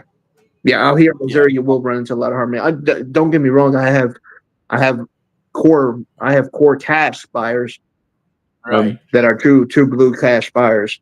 But when vetting either to JV or to sell a deal or whatever, it's super important. Just have a basic conversation. How long have you been doing this? How many hours have you put into this business? And I really appreciate when people are just, I'm pretty new. I just don't know. Okay, so how's your buyer side looking? No, I don't have a lot of buyers. Okay, how's your acquisitions coming along? Oh, well, it's okay. Is it good enough to get a contract? Well, I haven't got my first contract yet. All right, so you need help on acquisitions and dispositions as well. Okay. So, that's somebody maybe I wouldn't partner with, but maybe they could reach out to me and we talk a little bit and they need some advice or something of that nature. Maybe I can help them on that end. Right. Gotcha. Yeah, that makes sense. Yeah, the reason I ask, man, is because a lot of people just don't do it or they want to take the time. Once again, it's that overall thing, right? I talked to a lot of people throughout the year, and it's like, hey, man, you got to vet them. If you're going to send stuff, at least give me some information, right? Because everybody's using the keyboard, email and text and DMs and stuff, which is great. You can talk to a lot more people. But at the end of the day, you still, it'll save you a lot of time. You know how many times I talk to people and like, oh, yeah, I should have did this. I should have did that. Should have did this. Or I should have got NC&D or I should have vetted them. And they end up getting circumvented of some sort, or they lose money, or things of that nature. With you got experience, so you've seen it probably a lot of stuff already, and things happen, right? But a lot of people who got started, and yes, you got to decide, right? Do I do a JV with somebody or not? And I think I know that you're wanting to do more JVs. Is that something that you're kind of looking to do and kind of bringing it, or want to be able to stack up these deals and then JV with people? Or what's your strategy for as more inventory starts coming in? Yeah, so the more volume we're doing, because we're trying to pump out 400 leads a week, and in turn we're trying to obviously just get volume. We're not going for those home run hits, like you said, where we're just crushing every single deal down. But we're looking to pay the lights. We're looking to put gas in the car. We're looking for deals that just keep the change rolling. And by doing a bunch of volume, I'm going to be the first one to tell you, it between me and my wife, it's just us. So we might have 10 deals out of that in a month, right? We might have to put 10 deals together. I might Yeah. personally be only able to get to like 3 of those myself. Okay. You know what I mean? Gotcha. Because I put so much individual time into the sellers, you know. Right. And Right. so, man, hey, I might, like I said earlier, Theo, hey Theo, man, I got this deal out here in Grandview or something. Oh, okay, great. Yeah. Or some people, I'll pass on. I'm not afraid to pass on along a deal because I Right. know these guys can close. I, I've done previous things with them. And if someone's Okay. new wanting to help out, sure, great. Here's the split. It's going to be 60-40. If you want to do it for your Mm. first time, 60-40, this is what I need. Can you perform? We'll just see if they can perform. Most of the time it's 50-50, but on the very first one, we do a 60-40 split. And Okay. yeah, we'll just see if you perform. Right now, I'm actually doing 70-30s, 70% their way. If they send me a deal, Yeah. I'm taking 30% and they're taking 70, which is great. Wow. Yeah, that is killer, man. Yeah, Nice guy. yeah. Really. Yeah. Yeah. Well, Seriously. like I said, we're wanting to volume. It's getting closer to Hmm. the end of the year. We just want to pump. Yep. We just want to pump. That's all we're doing. Right. And we're not looking to make $100,000 off of your deals. We want to sell your deals. Yeah. We want to Okay. put some bread on our tables and just keep Yeah. things rolling. Okay. That's cool. So now that you know that anybody sees this, if you're looking to, JV and you want to hunk and chunk and pass some deals down the wire to Mr. Hector, man, you got his information. Definitely reach out, do the DM, telephone number, all that good stuff. Hit his Facebook page, and go for it. At the end of the day, same thing. I know we want to hunt some deals and work a relationship out where we're working some more of those deals, even in California. And anybody who's willing to call, because I know we talked about it too, right? Say, hey, I know I can close a lot faster than you probably could a California deal, and I know that you could close a deal a lot faster in Missouri than I could out there, because you got the boots in the ground and all that good stuff, and you know the general area better, which is a great thing. So I think that's going to be awesome if we can put that together as well, Yeah. like we discussed Yep. before. And then this creative real estate. There's a lot of properties out there that we can take down creatively as well. So that's kind of where we step in or I step in at the end of the day, and love to work with you on more stuff like that. Yeah. Definitely want to get down to the down and dirty about this property that you have. And if you want to give it a whack before we wrap up a little bit, I know we're going to come back at about 7 p.m., kind of do a recap. This is all live, usually what we like to do. And maybe on the next one, we'll get into it. We'll do a little PSA, stack up a couple of deals, have some questions, and a little Q&A at the end of the day, kind of like a live meetup. And then work on these deals, and maybe even might have to. It depends on how it goes, right? Because there is private information and things of that nature that we don't want to share because you don't want anybody to go steal the deal from you, right? Or vice versa, or share deals, and maybe even deals you got, put them out, and we talk about these deals and stuff that's under contract, and push them and show them, and kind of like you're saying, you go live, man. So we're just breaking up the program a little bit. With this is obviously I'm your host of AHA, America's Helping Americans, Amp Live, the Amp Live Real Estate Show. Hector, man, he's coming on here, and I love him to come on more and share a lot of the stuff. I like what he's doing out there. I like what you're doing, brother. It's pretty cool, and I think you can scale it up and blow that shit up even more, and do a bunch of content and help some people along the way. Sure. As you know, with what you started with your company and how you feel, there's always a cause and mission. You want to help people, just like we're doing stuff with the vets and the veterans and things of that nature, or even the homeless people, right? And I get that. Like for us, when we started several years ago, we had some rebrands, from when we started to after the crash and stuff, and launched AHA, Americans Helping Americans, one American at a time, one property at a time, one family at a time, doing our part to get America back on track together with you and others across the United States of America. That's what we do. It's a true cause and mission. If it wasn't, we wouldn't do it. We wouldn't be on here with this stuff. Wouldn't be talking with others. Just put your head down and grind like I first did when I got started, right? I didn't give a shit about anybody. Put your head down, grind. Here's my brand. This is what we're doing. Get up and look around. See the Joneses doing this and that. I didn't give a shit. I don't give a shit. Put your head back down and grind. That was some of the best advice I got from some other dude who was like kicking ass. So what do you do? What's the secret? Put your head down, put the blinders on, and grind, and build your business. Right. Don't worry about everybody else. Don't worry about the checks that people post. Don't worry about someone driving this car. They got an office, or who cares? Right. Focus on you, right? Focus on your business, and then scale that son of a bitch up, and then things will come. Right. That's the first cycle was a trip. the people come to the office. Investors came with checks and wire transfers and shit, right? And I can't find any deals. And then we'd have like these big old folders and go, here, put them on the table. Which one you want? And let them pick. So those things can happen. They're out there. Things are a little bit different now, right? Because we got technology, we got all this stuff here, and digital stuff, and digital contracts, and things of that nature, right? And you said to yourself, right? You're about hands on and getting in and getting results, but you're wanting to also scale up. Right. So I love it, man, because obviously that's what today's all about is deals, deals, deals. Like I mentioned, anybody, if you're out there and you want to be part of the show, or Hector, man, you got some people. I think it's going to be great when we get out to your area and we start talking to some other people, talking to some houses, and actually helping some other people that actually want to do this business as well, right? And then going, hey, where can it go? Because once you get the bug, right? I don't think it ever goes. Right, never goes away. You're right. Never goes. Okay. So, any questions? Anything you want to add to what we're talking about?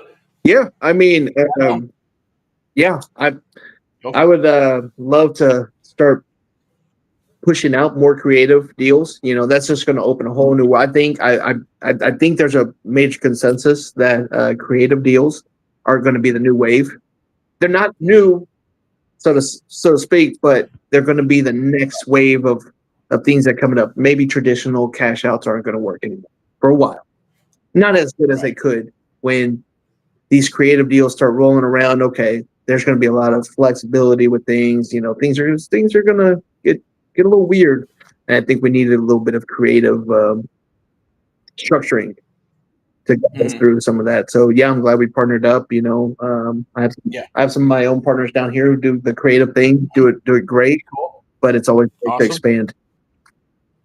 Yeah, for sure. So what gives you the inkling that that's happening, or that's going to happen? We all got our little crystal balls, right? Right. That's why I got I got my little Erick report of what I think is going to happen in the next 5, 6, 7 years, right? Hindsight's 2020. But what do you think those indicators are? A real big indicator is we're seeing a lot of commercial just get obliterated out there, right? Mm-hmm. And now we're seeing a lot of foreclosure, pre-foreclosure on the rise, right? Yeah.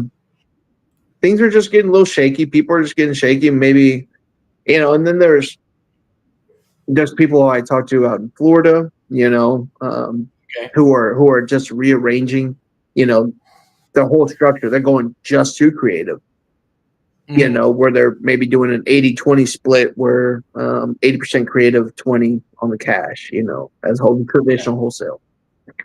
Right. So I'm just trying. Okay. Yeah. So like I said, just a major consensus of who I'm speaking to. Yeah. And could they be wrong? Sure. Do we know what the future's going to hold? No. But is it something great to have in the arsenal? Absolutely. Perfected. Oh yeah. Absolutely.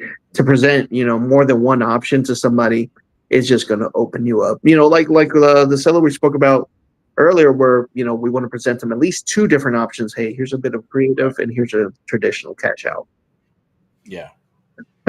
Exactly. And since we're on that topic, you want to share a little bit what we're thinking, and do you want to work something out, or we can do it live? Yeah. Or we can, hey, you know what? We can put it on a pause and then go to a recording and record it live, and then put it in a group, or be selective, monetize it, or just say, hey, let's just go for it. Yeah, we can go for it. I'm using my phone, so I just have to get the number, but okay. But yeah, we can do it right now. That's all good. I reached out to him earlier and said, hey, my partner Eric's gonna, be helping me with more of the creative option. He's a little bit more insightful. So if that's something you want to do, I got the information that we needed to get as far as monthly insurance and interest. Yeah. So you did get the payment amount and all that good stuff? Yep. Okay, cool. I know you're using the phone, right? Right. And we're gonna have that conversation anyway. So,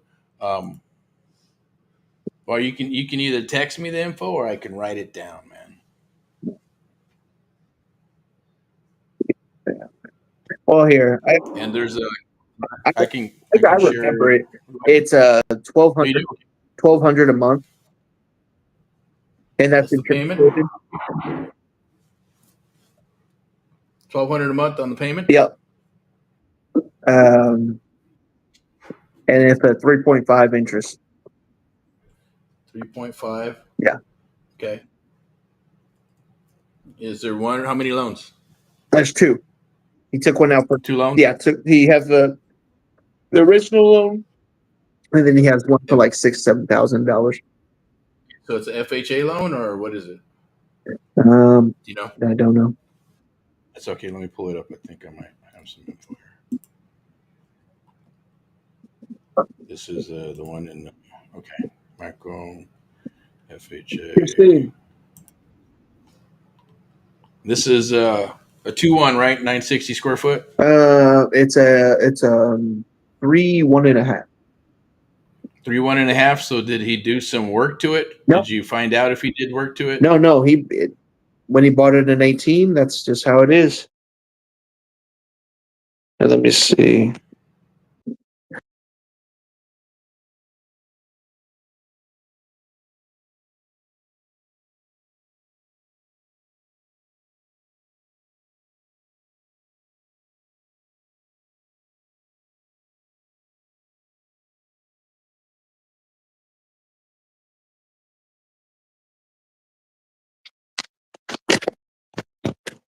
Yeah, the 1403 address.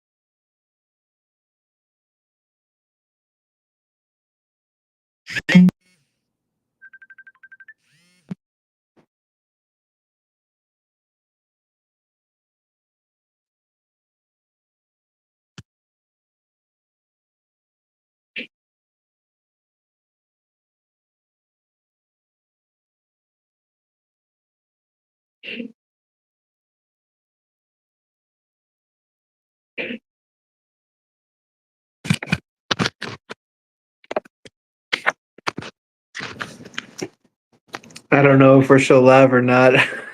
I think I might have lost Eric again. I do not know, but I'm happy to be here.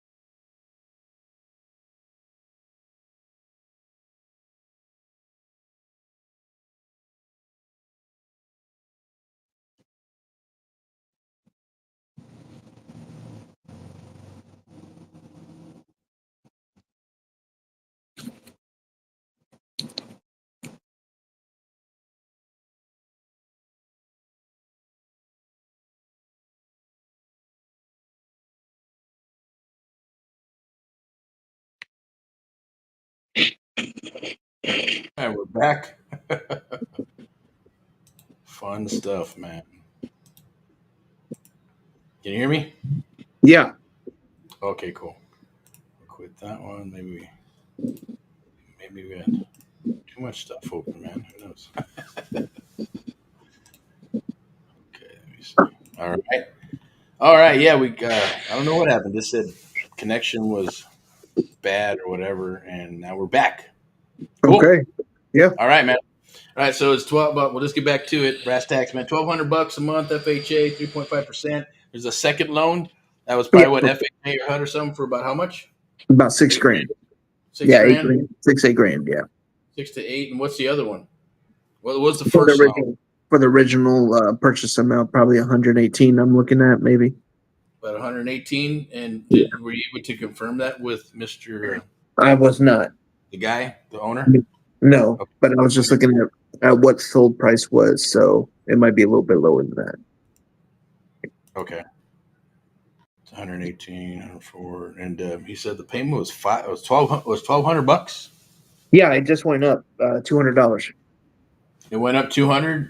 Yeah, Is it what so insurance it or was something? 1,000. Yeah, so it was 1,000. It was 1,000. Yeah, he said that there was no money in escrow, that the funds in Oh, escrow were running low. wow. So did insurance premiums go up or something? I have no idea. He doesn't know. He doesn't understand it either. When he was explaining it to me, he said that the money in escrow was running out, and that's why it went up so much. Wow. Okay. That's probably could be the insurance. There's highway robbery, man. Ripping there. That's what you call the fleecing of America, man. Yeah. Up $200. Okay. So we'll hit up. We'll question mark on that. Question mark on that, and then the payment. So, and already kind of did some of those preliminary numbers of the ARV. When then some of the repairs. Did you walk the house at all? I don't Yeah, recall. walked it. Yeah, walked it. Got Okay. pictures. Yep. Okay. Cool. So you got all the enchilada. Yeah. If you want to get him on the horn, and Yep. we'll chit chat with him. His name's Brandon, right? Ken. Ken. Oh, it's Ken. Yes, it is Ken. Who the heck? Who's Brandon then? I don't know.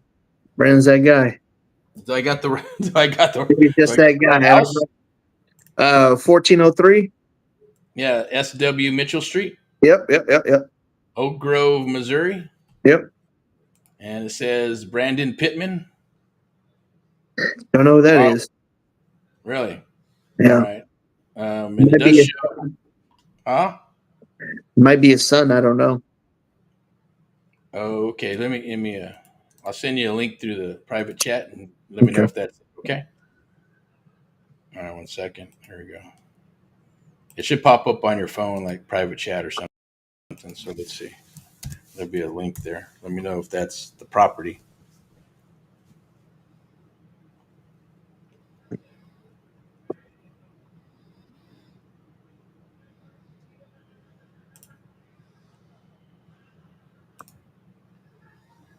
And then I'll send over the Zillow one.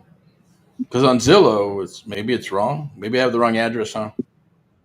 No, 1403 Southwest Mitchell. I mean, yeah, 1.5, about 1,500 square feet. Okay. 15. Okay. That's it? Yeah. Oak Grove. Okay. So 15 estimated rent. So estimated rent's about 1,600 probably. No, 1,200. 1,200. The Yeah, rent. If you yeah. if we were to rent the property out, what do you think Rent we it could out. rent it out? Yeah. We'll probably rent it out for 15. That Can we doesn't rent sound egregious. Yeah, it doesn't 1,500? sound egregious. Yeah, 1,500. That should be Okay. very doable for a 3.5. Got it. Okay. And the guy you're speaking to, his name is Ken. Yeah. Okay. Yep. All Let right. me. Hey, Christine, come here. Come here.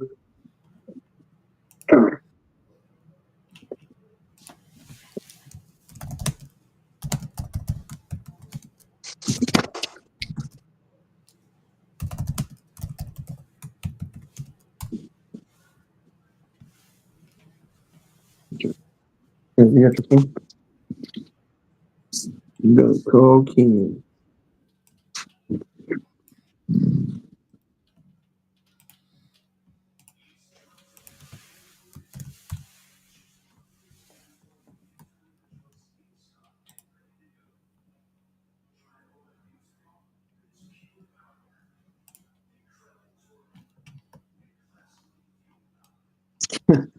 You hear my son back there?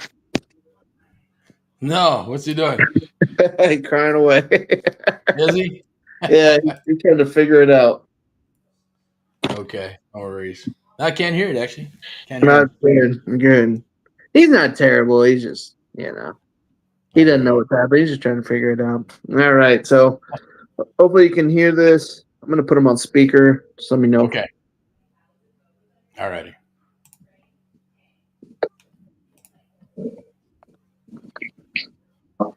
Hello. Hey, Ken. This is Hector. How you doing? Doing well. How are you? I'm good. I'm good. This is my wife's phone number. Okay. I'm actually talking to Eric right now, and we had some technical difficulties earlier, so I had to switch over to my phone to for the video feed. So appreciate you being so patient. I told you to call you a little bit earlier, but yeah. Yeah. All right. Eric, can you hear him? Yeah, I can hear. Can you hear Okay. me? Yeah. Yep. Okay. Yep. How you doing today, Ken? I'm doing well. How are you? Oh, I'm not too bad, thank you, sir. Hey, it's a Thursday. We're winding into the weekend, so you know how it can get a little busy here and there. But I appreciate you getting on the horn. Sure. Okay. So I had a few questions for you. Is that okay? I know you've been speaking with Mr. Hector, but it said on the property. I was curious. We pull the title profile real quick, but just to let you know who I am, right? Obviously, we've been doing business and things of that nature in the area, but I pulled the title profile really quick, and a Brandon Pittman comes up. Is that a mistake or something, or who is that? You? That's my son. And Oh, it's your son. that's what I was saying too. That could possibly be his son. Yeah. Okay. So I So is to your a lawyer and I deeded the house to my children when I die. Ah. So he's got a transfer of death on the deed. Yeah, but he does transfer of death. when was that done? Like last January before I went in for my surgery. So it would have been January of 23, probably 2 years ago. Okay. So you actually got the loan and did all that stuff with FHA, and then over a period of time, you just went ahead and transferred or did the deed and put it in his name. I don't even think it's in their name. I think it's a do it transfer. I got the title. Oh, I got the paperwork from the lawyer saying it goes into their name at the time of death. Okay, no worries. It just is, usually we get a title profile and check all that good stuff. All good. But I do have some questions on the monthly. I hear just man, that's kind of sucks. It's like the fleecing of America with the insurance and escrow and title, and that's been happening a lot with people who have loans. And I guess it was $1,000 at one time, and now it's 1,200. I checked after I got the phone with Hector. I think it's like 1167 is what it went up to. Okay, Right around 1160. 1160 something. Oh, okay. And then does that include like the taxes and insurance and your principal and all that good stuff? Yeah, yeah. Okay. Do you know what the taxes are offhand or no? No, I don't. No worries. We can look it up. And then the insurance, do you know like when you started and you got, insurance on the property, do you know what you're quoted when you actually bought the house? I don't. Okay. No worries. So that's probably because it looks like you said it was probably an impound, right? You didn't have enough for the impounds to pay the taxes and insurance, so your payment went up, right? Yeah, they said they didn't have enough in escrow, so they raised it. Yeah, and that Okay. was Yeah. Go ahead. Did I lose you? Sure did. Okay. All righty. We'll wait for him to come back.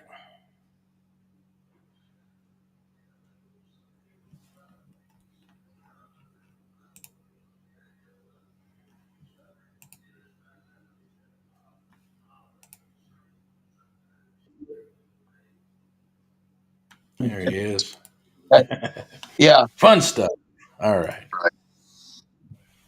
So yeah. Did you hear that, Eric? That the funds in the escrow were depleting, so they raised the rate on them. Okay. Gotcha. Yeah, the payment and all that good stuff. All right. And what do you owe on the property, Ken? Like, what's the balance? Crazy. All right.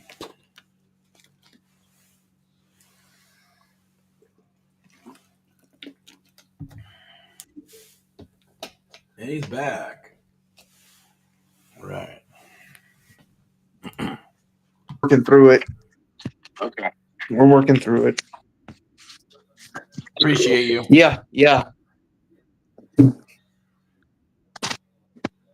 And we were talking earlier. You gotta love technology, right? Yeah, I know. Sometimes not. Okay. Yeah. It's supposed to work, right? You pay for it. It's like having a darn cell phone. You spend so much money for a cell phone, then they hardly ever work when the way you want them to, and they do their own things, and they press a button, and that opens up, and that opens up. This downloads. You know, my gosh, it drive me crazy. But it happens. Oh, there it goes again.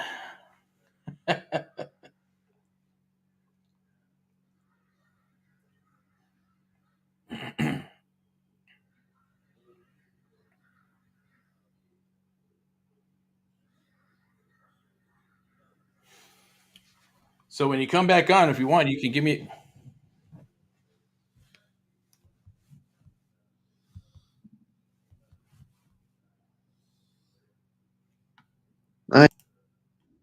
Yeah, I'm here. Okay. You can always maybe chime me in with a conference call if you want to try that, but we can continue to try to see if we can get this working here. Okay. But my question was, Ken, what do you owe? What's the balance on the property right now? So I just checked on that today too. Like 127,000 is what I owe. Okay. 127. So we weren't too far. We weren't too far off. Because I had well, I owe a balance, but then I had what do you call it? Modification done. That went to the back of the loan, I guess, or something. So I added everything up today. It was like 127. Okay, when was that? When did you do the loan mod? When did you do the loan mod? He said he's got 3 of them. So you had 3 over the period of time? Yeah. When was the last one? When I got COVID. Then I think 2023 I got COVID again last year.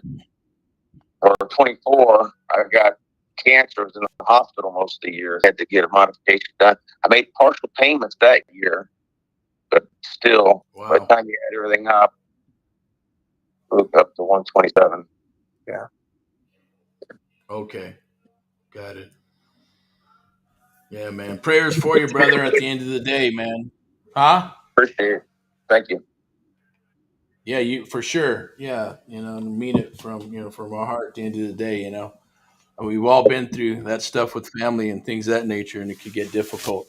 And definitely would love to share because I know you've had a awesome relationship with Hector, and then coming in, we're going to see if we can, like I said, try to put something together. As long as you're flexible and you're willing to work with us and open minded, that's basically what we do. We put together creative deals based on putting a solution together for you.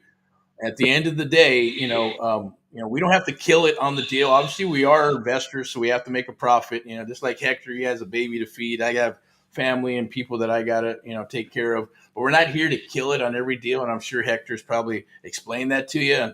And you know that he's a good person. He's a forthright person. It's like, hey, I've done in the past where we paid off cars, I paid off credit cards, or I had to pay out of my own pocket because my investors said, hey, if you want to pay to get that done and help them out, then that's on you, right?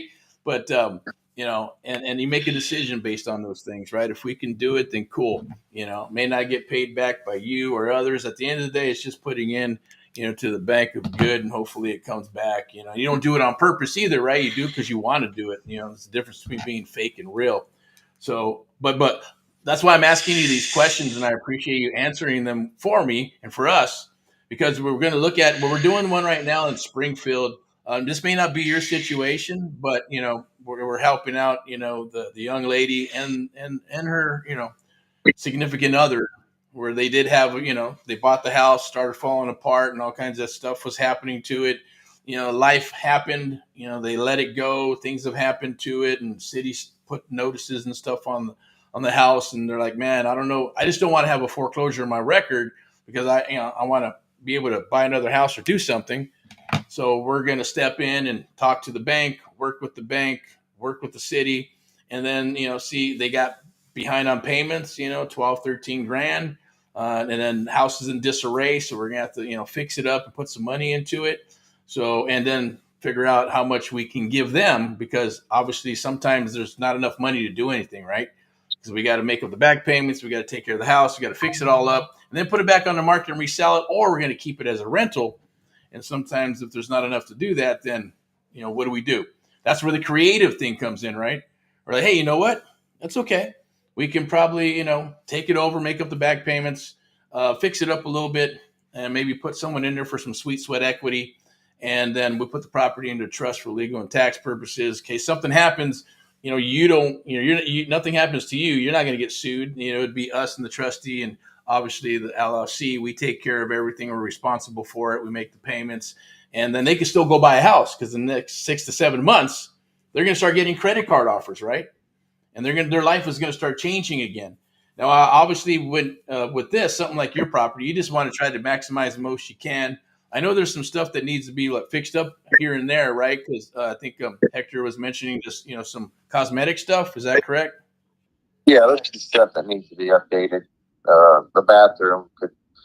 I started looking into that last night. There's a guy that I could call to paint the tile, kind of make that look better, and redo the bathtub, and the countertops probably need done. I mean, there's some stuff that needs done. For the bathrooms, you said that was like a 1.1 bath, right? Yeah. And so he's got this colorful green and white tile in the bathroom, and yeah, we're kind of talking about that. Yeah, I mean, his house, like I said, isn't in shambles. It's he's taken very, very good care of his property. But there's some things that just need to be done to get it to that next level, right? Mm-hmm. To be able to maximize, to be able to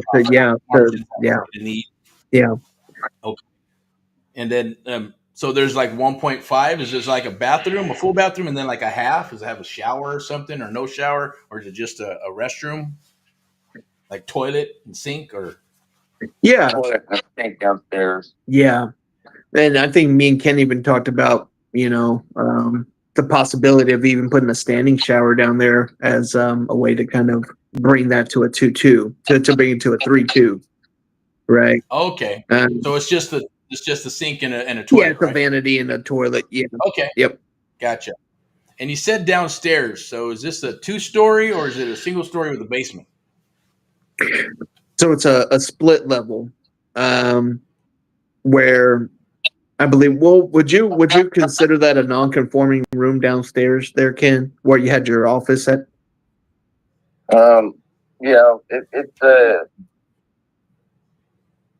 It's not a split entry, but it's got a basement downstairs that's a walkout. And it's got 2 rooms down there. I put my office in one of them, but I blocked off the window just for privacy, because I had a whiteboard up over the window.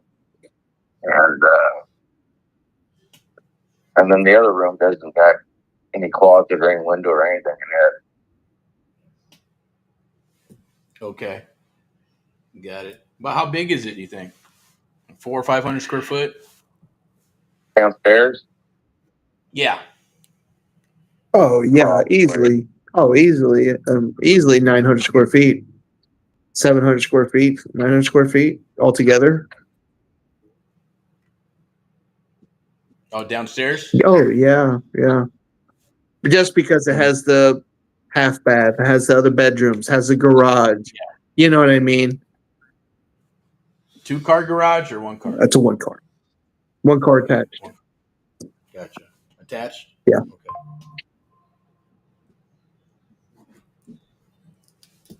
And then the kitchen, how's that kitchen looking? I mean, is it updated? I mean, is it gonna need what type of countertops, flooring is in the kitchen? If you don't mind me asking. It's got the laminate floor. It's not as updated as I would like. Okay. Appreciate the honesty. Yeah. That's awesome. Okay. So as far as Sid, the laminate, is that like the stuff you roll out No, on the floors? like what did you call that? Click and put down the floor. Oh yeah, it kind of like snaps together like pergola flooring side where it's like strips and you snap it together. Yeah. Okay, gotcha. And is that newer? It was here when I bought the house. Oh, gotcha. Okay. And then the kitchen countertops, is that like Formica? Is it granite? Is it quartz or what is it? It's like Formica. Okay. Gotcha. And then the cabinets, do you think they need updating, changing, painting? What do you think? If I end up staying here, I'm going to paint them and put new knobs on them. Okay, gotcha. And then the flooring throughout the house? Yeah, I don't think Is there's it anything wrong. the I think same? there's hardwoods under everything. There's hardwoods in the 2 back bedrooms. I think the rest of it, they put that snap on floor and on everything. But Yeah, hardwoods underneath it all. The gotcha. closets are hardwood and the bedrooms are hardwood. I don't know. Mm-hmm. I've never. Okay, I don't even know what's under there. gotcha. So I appreciate you sharing that with me. And but at the end of the day, you're wanting to move into something more manageable. You're going to sell the property, take the money. You're going to go buy something, try to go buy something, or you're going to finance something. I haven't really thought about it, to be honest. Yeah, when I called Hector back, I wasn't real sure what he wanted, and then all of a sudden, it's just something that's materializing. So I really haven't thought on it that much. Okay, I'd that's the purpose of the call. buy something. Yeah, just to find out. Something maybe. Huh? I said I'd probably want to try to find something I could buy. That you can buy with outright with cash or finance it. Like put some money down and make a payment. Buy outright, but I'd probably have to put a good chunk down and probably finance. Right. Because if you buy something with the equity, if you're able to get the equity that's needed, do you think you'll be able to buy something cash? 7 months. Yeah. Huh? I haven't even looked. Okay. And that's fine. Like, I'm myself and Hector knows that, hey, we'll be always straightforward. Not going to BS you. It's black and white. If I can point you in the right direction, we can point you in the right direction, or at least just be brutally honest with you, right? And then go, hey, you know what? You went and checked, and you go, hey, okay. It's not to be right. It's just to say we know the market is what we do for a living, 24 hours a day, 7 days a week, right? So we know what's going, what's out there, and buying properties, either cash, terms, and stuff like that. With the amount that you're wanting. Now you had the market. What are we talking about with Hector and Ken about? Like obviously we've got to get you an offer. And as you know, I don't know what was discussed to a degree. With you guys, I got with Hector. We're talking and we're going. Okay, you got the $127,000 loan. There was a second on it. Is that still there? Like the $6,000 or $7,000 second? Or is that wrapped into your first with that loan mod? I don't know how it's done. I think it's probably a second because my website, when I go on, it says I only owe $104,000. then the 3 modifications add up. So it's something on the back of the loan. I think it's a whole different, like, second or something. I don't Oh know. wow. Yeah. Right. Yeah. Wow. That's so. Do you have a mortgage statement that you could share with Hector? Yeah, they're all online, but yeah, I got a mortgage statement. Yeah. Maybe maybe you message me over one. Maybe even take like a screenshot if possible. We'll just look at that and see what we can do on that end. Yeah, because so that means if there's like if it was 104 and you're up to 127, you did a loan mod. That was probably for maybe for some back payments and things of that nature. And then we got to look at see if there's that second loan for 6,000 or 8,000. A lot of times, what will happen is they'll give you a HUD loan or you can apply for it, and then you won't have to make any payments on it. But when you sell the house, it's obviously you got to pay for the note and then pay for whatever interest is there for the property over a duration of time. You probably won't see the payment or have to make a payment, but it usually comes out when you sell it, right? So we got to factor in those numbers of what the bottom. Go ahead. Day, and it says they're not due till 2050. Okay. Okay, one more time. So he looked at the 3 loan modifications today, and he said that they're not due till about 2050. So they put them out 30 year on that. Okay. So it's in. And what we could do is that since he has access to the loan information, we can he can get the bank statements, and then he could probably look at what's there. Because eventually, what we do is we'd order like a payoff and a payoff. We don't need a reinstatement; it's just be like a payoff, and then it would have all those numbers in there. Right. Or we can look at just the mortgage statement. He can like probably take a screenshot of it and send it over to you, and then send it to me, and then we can review it to see what's actually there with the impounds and the taxes, and then because I know that I saw a couple of loans on there. Now I don't know if this is accurate or not, Ken, but I'm going to share it with you, and you can just let me know if it's accurate. Yeah. All right. So it looks like there was a loan for at one time 118,703. It's it, but obviously the balance it shows that yes, you're right. $104,786, 3.33% interest rate.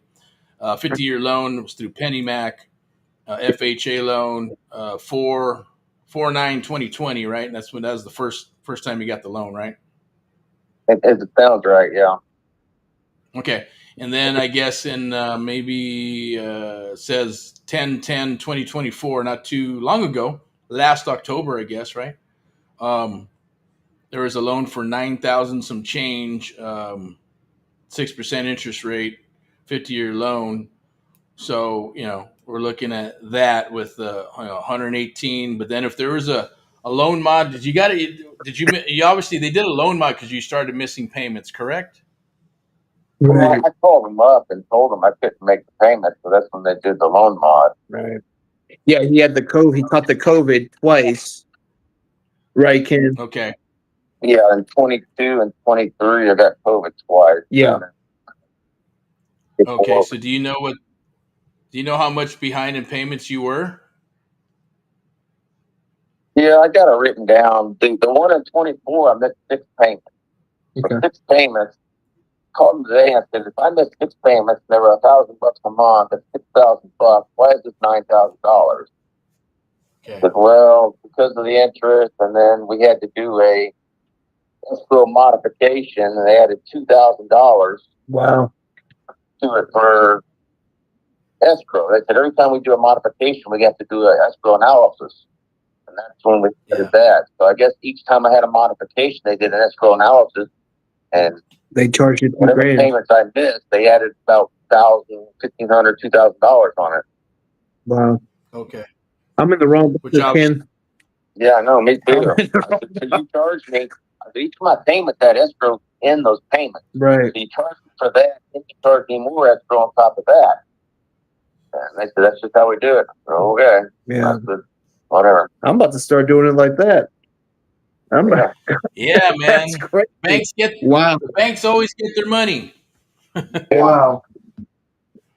Yeah, I like that one in Springfield. Looking at, we got a year and a half, went through all the statements and said junk fee, preservation fee, government fee, late fee, all kinds of stuff, and just like over and over, and they just charge these fees, and $200-300 just to do a drive by to see that the house is still there and stuff, right? It's ridiculous, but it happens, and like I always say, you can fight the bank, but they're always going to get their money at the end of the day.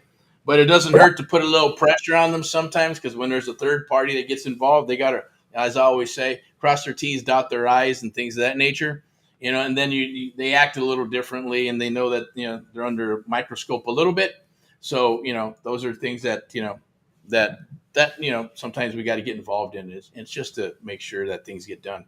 But I was just curious about that, because then what we're looking at with this creative stuff is looking at the balance, looking at what you owe, and then looking at, obviously, can this thing be cash flowed, or can we actually spend our money to fix it up, get you money that you need, if we can agree on a number that makes sense, to say, hey, like we've done in the past. I can give you an example of Miss Williams. She was behind on back payments. Again, that's back payments. It's not the same as yours, but it's when we're looking at going, hey, what's the number, without having to put it on the market and listing it and doing all that good stuff. What is the actual number? And then going, hey, do you need all the cash right now? Right? And or not, right? Some people don't. We're dealing with one. I guess there's a perfect example. It's Morongo, California, high desert. Young man bought a house, fixed it up, and he's like, you know what? If you can, I want $80K. I wanted 100. I wanted 150. But then, when he listed it on the market, he wasn't getting it. He got those offers, but he turned them down because he got a little greedy. And he said it himself. I just shot myself in my own foot. I'm my own worst enemy. I know. I should have just took it and moved on.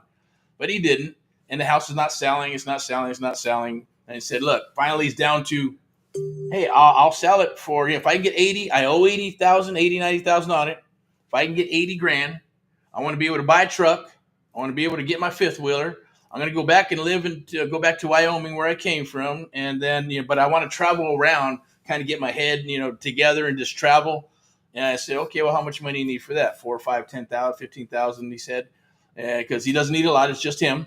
So I go, okay. So now we're talking numbers, right? Because I know the property is going to need repairs. We got to fix it up. There's stuff that has to happen, for us to get full retail on the property, unless we decide to just cash them out and then turn it into a rental and go Airbnb or some other thing of that nature, because it's near Palm Springs. So same thing here. That's what I'm going to propose to you, is like, usually when we go creative, we can get you more money. If it's going to be cash, it's going to be cash, because the numbers are the numbers, and we have to be able to go with cash and then be able to buy the property from you. And then there has to be enough. For us, it's anywhere from 15-20% return on investment, meaning that's what we got to get back after we spend the money to acquire it, close it once, and then close it again, put it on the market with the commissions and all that good stuff, as well as fixing it all up and then put it back on the market to resell it, right? So usually what's best is on situations where we try to get you more money, and is being flexible. We're like, okay, let's see what the payment's going to be. Let's see what you owe. What's the total debt? And then we're going to go, how much money can we get you, right? Because obviously that's why I asked the question. You haven't thought about it yet, but that's cool. Because now you'll probably start thinking and going, how much am I going to need to buy another house? Can you buy another house with what's on the table, right? I don't know. Are you looking for a 1-bedroom, 2-bedroom, 3-bedroom house? And where are you willing to go? Can you buy something with because remember, obviously, if we go with terms, a lot of times we'll pay for closing costs and things of that nature, because you're being flexible, right? And then we're going to go ahead and work with you to get this thing done, and you can move on with your life. If it's cash, then usually it's going to be, okay, it's all cash. And yeah, usually take care of the closing costs. 9 times out of 10, sometimes, if it's too tight, then yeah, it's like, hey, you got to pay your own closing costs. We'll pay our own closing costs, right? So as far as like, are you going to be staying in the area? Somewhere in the area, yeah. Okay. Are you thinking of buying like a 1-bedroom, 2-bedroom house, 3-bedroom house? Not sure. Okay. What do you think it's going to cost to buy something that you would want to have a house, right? Right. I don't know. I haven't even started looking, to be honest. Is there stuff out there, Hector, that would be in his price range? I mean, me and Ken talked. He told me, he's on a fixed income. Because he Okay. worked most of his life as a carpentry, if I remember right, Ken, is that correct? Yeah. Yeah, so he's worked most of his life, man, just doing hard labor. So right Okay. now, due to everything that's happened these last few years, he's on a fixed income now. So, and that was one thing that I asked when he told me that his rates went up, another $200. I was like, are you still able to afford that on your income? He said, yeah, but when maybe he can get himself a cup of coffee at the end of the day too, that'd be nice. So, I believe that for what he's looking for, maybe not split level, single level. If it's just him, maybe he has a two bed instead of a one bed for when his son comes back from Paris to visit him. You know, um, so is there stuff in his price range? Absolutely, absolutely. Even places that offer like a sliding scale, Mm-hmm. right? But we don't want him to lose any standard of living that he has now, right? Yeah. Right. Okay. So with that said, that makes sense. So then we got to get to those numbers, right? Now, if you're on a fixed income, so even if you wanted to, well, you probably could. I'm not a lender, but we have a mortgage company and a real estate company and all that good stuff. So I don't, I know about it. I know that yes, people can get loans if they're on Social Security or disability, and co-signing with others to buy something if they needed to, right? Because they may want something a little bit bigger or want more house. Definitely, we can work with that as well, but we have to know what we have to work with, right? So with that said, is this depending? So you might want to think about that, and I can chat with Hector, and then we can put together a proposal for you, or even an offer based on what we're thinking, repair wise, because that's basically what's going to happen is how much money is going to cost us to repair the property, how much money can we give you to move on with your life and do what you need to do, and then we take over the property and fix it and flip it, or keep it as a buy and hold, depending on Are what you that may be, right? are you hearing that, Ken? Yeah. Okay. Yeah. Yeah. Okay. Does that make So sense? yeah, I think he's on the same page with that. I appreciate you can getting those kind of more accurate numbers.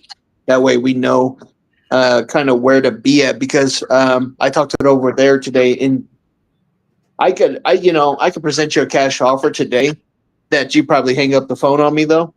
Yeah. it just wouldn't work. Well, it does work, but we want to see you walk away with a good amount of money that Uh-huh. allows you to go into your next place comfortably, right? Okay. Or at least something that supplements your fixed income right now. Okay. Okay. So, yeah. I mean, Eric, do you want me and you just kind of powwow on this one and see what we can bring up? Yeah, I just have a couple more questions, if that's okay. A couple more Yeah, no, minutes. talk. Yeah, no, yeah, you're here. If you don't mind me asking, what's the amount of fixed income that you're on?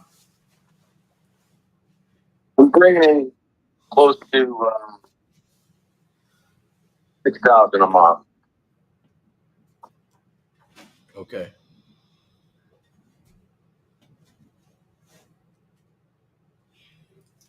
Okay. And on the 6,000 a month, along with all the other, do you have any other fees? Is it just the house, or do you have cars, businesses, stuff like that, or is it just you? Got a 2018 truck, about $900 payment, but my son took over payments on that. Brandon took over payments, so he's paying me, and I'm making the payments. It's still on my name, Okay. and he's making the payments. So I really ain't got nothing there. But I've got Cobra health insurance, which is $628 a month. Wow. But I'm able to go to Medicare next July. So it'd be 2 years after I was diagnosed with stage 4 kidney cancer. So they said up to 2 years because I'm not old enough for Medicare. But after you're diagnosed with that disability for 2 years, you can get on Medicare. So that payment ought to go down next July. Okay. That would help you, right? Obviously. Yeah, that would help. Okay. Other than that, I just got the typical, I got a life insurance policy, I've got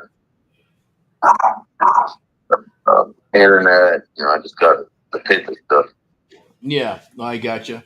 Okay. With now going this route, do you have any questions on how that would work and what we're sharing with you? Are we on the same page, or do you have some questions? I don't have any questions now. I'm just kind of curious what you guys end up coming up with. Yeah, yeah. It's going to be based off of obviously what you owe, looking at the repairs, and going black and white on the numbers, and going, here, this is what we need to do, this is what it's going to cost us, here's what our profit margins look like, if we can work that out and still give you some money. A lot of times it's some money now and some money later, or we work it out and go, hey, this is what I need, and if we can make it happen, then we cut a check. A lot of times if it's some money now, some money later, we are able to write a fatter check or get you more money. If we agree on, hey, this is the number, then it's usually going to be a little less than some now, some later, simply because you're being flexible, and we're kind of like going, we're getting things done, not having to write a full check and escrow, title, all kinds of stuff where there's a bunch of fees, right? So it works for everybody involved, where we can move very quickly as long as we can get a full title report and make sure there's no other liens and encumbrances and all that good stuff. We can move pretty quickly. Do you have a time frame? Like, if we're able to put something together and present it to you, we're not here to kick you out of your house by no means, but do you have a time frame on when you would like to move? Um,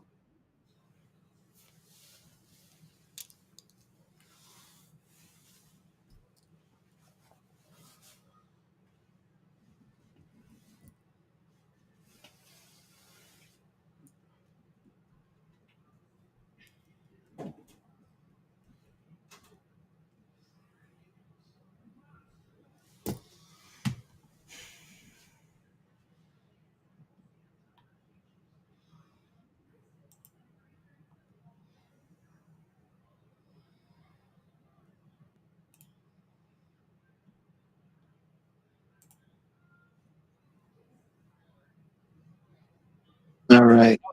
Hey, You did back? you hear me?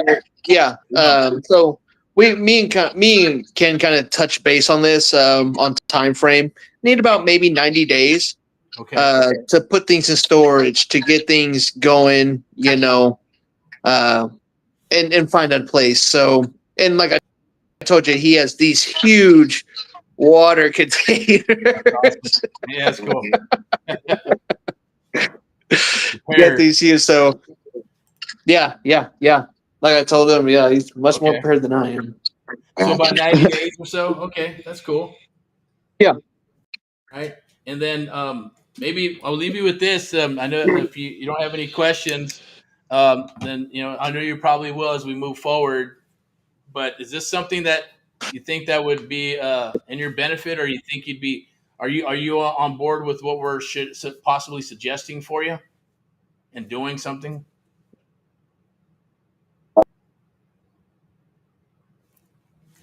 Damn it. Okay.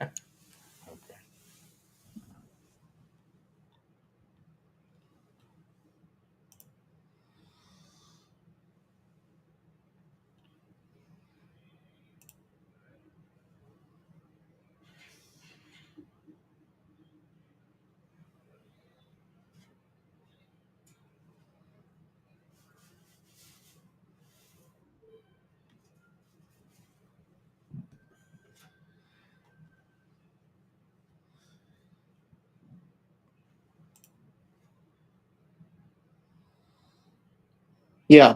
Oh, All right. You got me? yeah, I got you. Okay. So yeah, I believe Ken would be open to hearing the offers at least. Yes. And seeing what we are able to do. Did we lose them? No, Ken's here. Oh, okay. So do you have questions, Ken? No, I don't have any questions. Does it make sense to what we're proposing to you? Yeah, I hear what you're saying. Yeah, you can do it a couple different ways. Just got to do the math, see what works out best for everyone. Yeah, because what in it.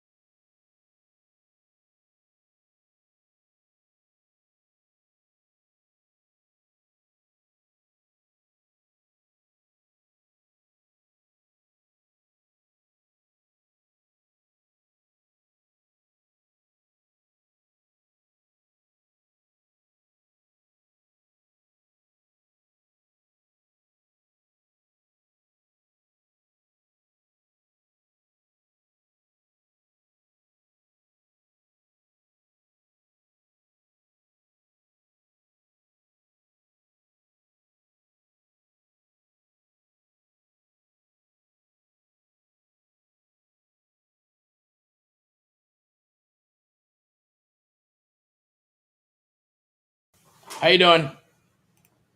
Back? What's up, Hector? How you doing, Hector? Ken, are you there? I see the HG.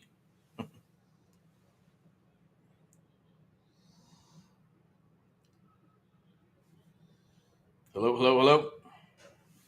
I shot you a text. Just FYI, I'll just make sure. Are you good to go? It's always like to leave a call on good terms, and even if we get disconnected, it's always good to close up a call professionally and get all those questions answered. Okay, so I think we lost them again. So super important pro tip: make sure when you're talking with a seller at the end of the day and things like that happen, you want to be able to get on the call again, wrap it up, and leave with some good vibes, and wrap up any questions that they may have forgot. Solidify any loose ends, solidify the tie downs and things of that nature, and that they understand what we're going to be proposing, and then moving forward. Prime example, we did that with someone who had an agent, and we're on a call. Technology happens, call drops, but then you get the agent, gatekeeper agent. It was a unicorn agent, but still, we got to move forward and finish up building that relationship with the actual direct, because we were actually direct working with the actual owner along with the agent, which is fine. But remember, the agent doesn't understand subject to seller finance, or they may Googled it or groped it or whatever you call it, and then think they know or have some knowledge. If they understand, it's cool. Some of them are stubborn and go, oh, I want this, I want that, and you should do this and do that. But if the property doesn't justify that, or too many days on the market, or it could be a number of things that happen for it to not be, hey, it's about the leverage, right? Sometimes they can't dictate certain things, and that's why the property, like the young man who should have took the offer months ago but got greedy, and still knowing that the house needs a lot of repairs, right? And it's in disarray because he's the only one repairing it, and he's not a contractor, and he's doing it himself. So who knows the quality of the work at the end of the day? So you don't know what you're buying until you get in there and take a look, and then offer true numbers based on those things, right? So like this one, hey, it'd be, see if we can put something together, as long as he's flexible, either a buy and hold, fix and flip, and some money now, some money later, or some type of money down, maybe a seller finance of some sort. As long as the rental market is going to be okay. Then we got to double check that title situation, right? Because if it's coming up as a 2-1 and not a 3-1.15, do we have permits? Do we have those things? Because if it's going to be a 2-1 and then you got a 3.15 now, if you can go and get it appraised, doesn't mean you're going to get the money, right? They're going to look at it as a 2-1, and you're going to get it appraised as a 2-1. You're going to be able to sell it as a 2-1, even if there is a third bedroom and an extra bath, right? You'll have to do those add-ons and do them correctly to increase the value of the property. So, that's the thing, that regardless of whether you want to give somebody or help someone out and give them more money, there has to be justified, right? Based on the business that we're doing here, especially with the creative stuff, right? Or anything, whether it's cash, terms, all that good stuff, right? It doesn't matter. So I'm going to go ahead and wrap this up. I appreciate Hector. Hopefully he comes back. I know that he probably, did his goodbyes to Mr. Ken and all that good stuff. So we're going to go ahead and go through this real quick. Tonight, we're going to be back at 7 p.m. Pacific Standard Time. This is a long one, 2 hours and 27 minutes. So I haven't done those in a long, long freaking time, unless they're like, powwows and their core meetings where we're working together and internally, right? So this is a long freaking live, probably the longest one so far, maybe not. But let's get to this. 7 p.m. We're going to recap on everything that happened. This will be floating around or maybe taken down, right? So make sure that you click those links down below. Go to the Facebook group and join. Make sure you get involved and click that link to join the webinar. It's a live webinar. We're going to talk about creative real estate domination in your local area. I'm going to be your host for the Amplified Real Estate Show. I believe Lily and Victor and maybe Spencer are going to attend. Hopefully Victor can, or Hector can. He may be going out to do his driving for dollars, but it may be a little late, right? So it's cutting into some of that time. But I do appreciate Hector. Definitely reach out to Hector in the Missouri area. He's kicking ass down there. Definitely going to put that door knocking team together and scale up what he's doing. I believe there's Logan. That's another out of Texas. But he's probably checking on that we're working on as well. If you want to rock deals, you want to work together, definitely click that link down below. I believe it's in the post. I'll put it in here as well, or it probably is in the chat. Go ahead and check out the chat. I believe save the date. There it is. Make sure you're part of that. Jump on the free surfing for deals as well. And like I said, this will probably be floating around until it's gone, or we may just remove it, monetize it, and put it inside the Facebook group, or put it inside of free the training where you can get the training for free. Okay, but other than that, rock and roll with all what you do. Do appreciate Hector. Check him out. He's out in Missouri as well. We'll be hunting those deals. If you got deals or you're from any other place and you want to buy property out in that area, definitely reach out and we'll touch bases. I'm going to go ahead and wrap this up with here's some stuff that actually we'll be doing. With the door knocking thing, we'll be supplying these flyers here. It says, Sell Your House Fast, Americans Helping Americans. We also have business cards that we have over here. Yes, it'll have more information in the beginning, but at the same token, we buy houses, ugly ones too. There's some half flyers and marketing that goes with this stuff when we're out door knocking, or if you decide to, if it's a good fit. It's not like if you decide, because we got to talk, we got to chat, and if it's a good fit, we will work together. We're definitely recruiting right now because it's hitting hard and heavy for fall and winter. Deals are coming down the wire left and right, so it's going to be a little easier. It's kind of be like shooting. What is it, what's it called? Something in a barrel? Is it monkeys in a barrel? I don't think you shoot monkeys in a barrel, right? Do you want to shoot monkeys? Is that cool or not cool? That's probably not cool. All right. Anyways, it's going to be a lot easier to get these deals, but you're going to need help. If you got it covered, then awesome. If you want to help scale, if you need help scaling, then let us know. We'll help you with that, right? We'll plug in our team to help you rock deals and joint venture. Or you just come aboard and say, look, like Spencer, I want to build my business. I want to build a firm in Texas, and I want to do my thing. And you come aboard and do the work. It's a done with you, done for you program.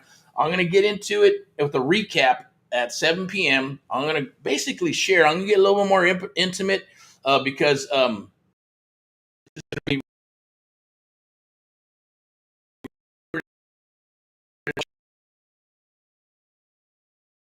and like get to this point, came to its head and made a decision for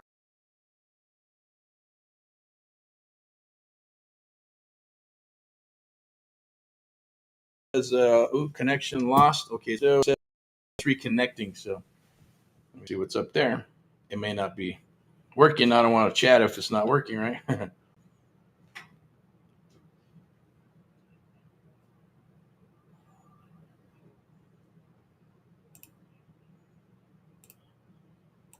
Still not working. Chat is there. We go. Okay, we're back. So there it is, online. Amp Live Creative Real Estate Domination Masterclass. Amp Live presents Creative Real Estate Domination Live. Meet up with Eric, AHA, and other fellow American investors. Sponsored by VIP Execs Realty and Lending. Step into excellence. Thursday, October 30th, 7 p.m. Pacific Standard Time. Click that link right there. Make sure you just get in our ecosystem, get the free stuff, as well as, hey, if you're ready to rock, you can see you got a taste of what that's about. For the creative type of deal, it's just the mission is the submission, right? We're going to share that with you. Done with you, done for you. It is a selection process. We will have a proposal or an opportunity at the end of the webinar this evening. And if it's a good fit, we'll rock, we'll talk, we'll chat, and then we'll make you an offering. If it's a good fit, then we will rock and roll, whatever area. It doesn't matter. That's the thing I say is my area. Some people will ask, can I do this here? Can I do it in my backyard? I only got 700,000, or maybe there's 700, or maybe there's 7 million people, right? 700 million, 7 million, and maybe it's 1.5. At the end of the day, it doesn't matter where you're at, where you're located. It's all going to be about the skill sets, how we're going to put this marketing together, how we're going to put together a plan for you and a target to be able to dominate your own backyard, because that's where we're going to start, right? And we're going to go from there. Let me go ahead and wrap this up. We're already at 2.5 hours. Thank you for watching. Like, share, and love. If you watch this stuff, definitely watch it all the way through. Grab those golden nuggets. Grab the Surfing for Deals. It's free right there. You can scan that QR code and get your Surfing for Deals. Find those deals. We're going to be looking actively in that area for some door knockers, even in Southern California. If you'd like to do that, we'll connect you, and we'll give you data. You want to make calls, it's going to be in Southern California for sure. We will hook you up with that data and get you rocking and rolling. But there is a process to it, okay? I do want to say thank you. AHA, America's Having Americans, one America at a time, one property at a time, one family at a time, doing our part to get America back on track together with you and others across the United States of America. Powered by Amp Live Media, a marketing and media company. Sponsored by VIP Execs Realty and Lending. Step into excellence. As you can see, there's the broker and myself, Miss Elizabeth. You can actually go to VIPexecs.com and search for properties in beautiful Southern California, luxury properties, regular properties, any kind of type of properties. Or if you got some luxury property to sell, she also does the loans. So if you're looking to refi, pull some cash out because you want to open up a business of some sort or do some upgrades on your property or whatever it may be, send your kids to college, definitely reach out. And you need somebody on your side that's going to help you, who's tenacious, that'll actually get the job done, okay? And who has you as their best interest, So, all right, so paying it forward, rock and roll. Thank you for watching. Once again, rock and roll in all that you do. Keep on rocking and rolling. Made in America. Tomorrow's Friday highlights and a little bit of Saturday training. But definitely, if you want to come aboard or even share your mug and you want to tell your story or share your wares or share your company, share your deals, that's what the time to do it is on Thursdays, deal day. Definitely reach out and we'll rock and roll together. Okay. So without further ado, thank you. And you have a good one. Bye-bye.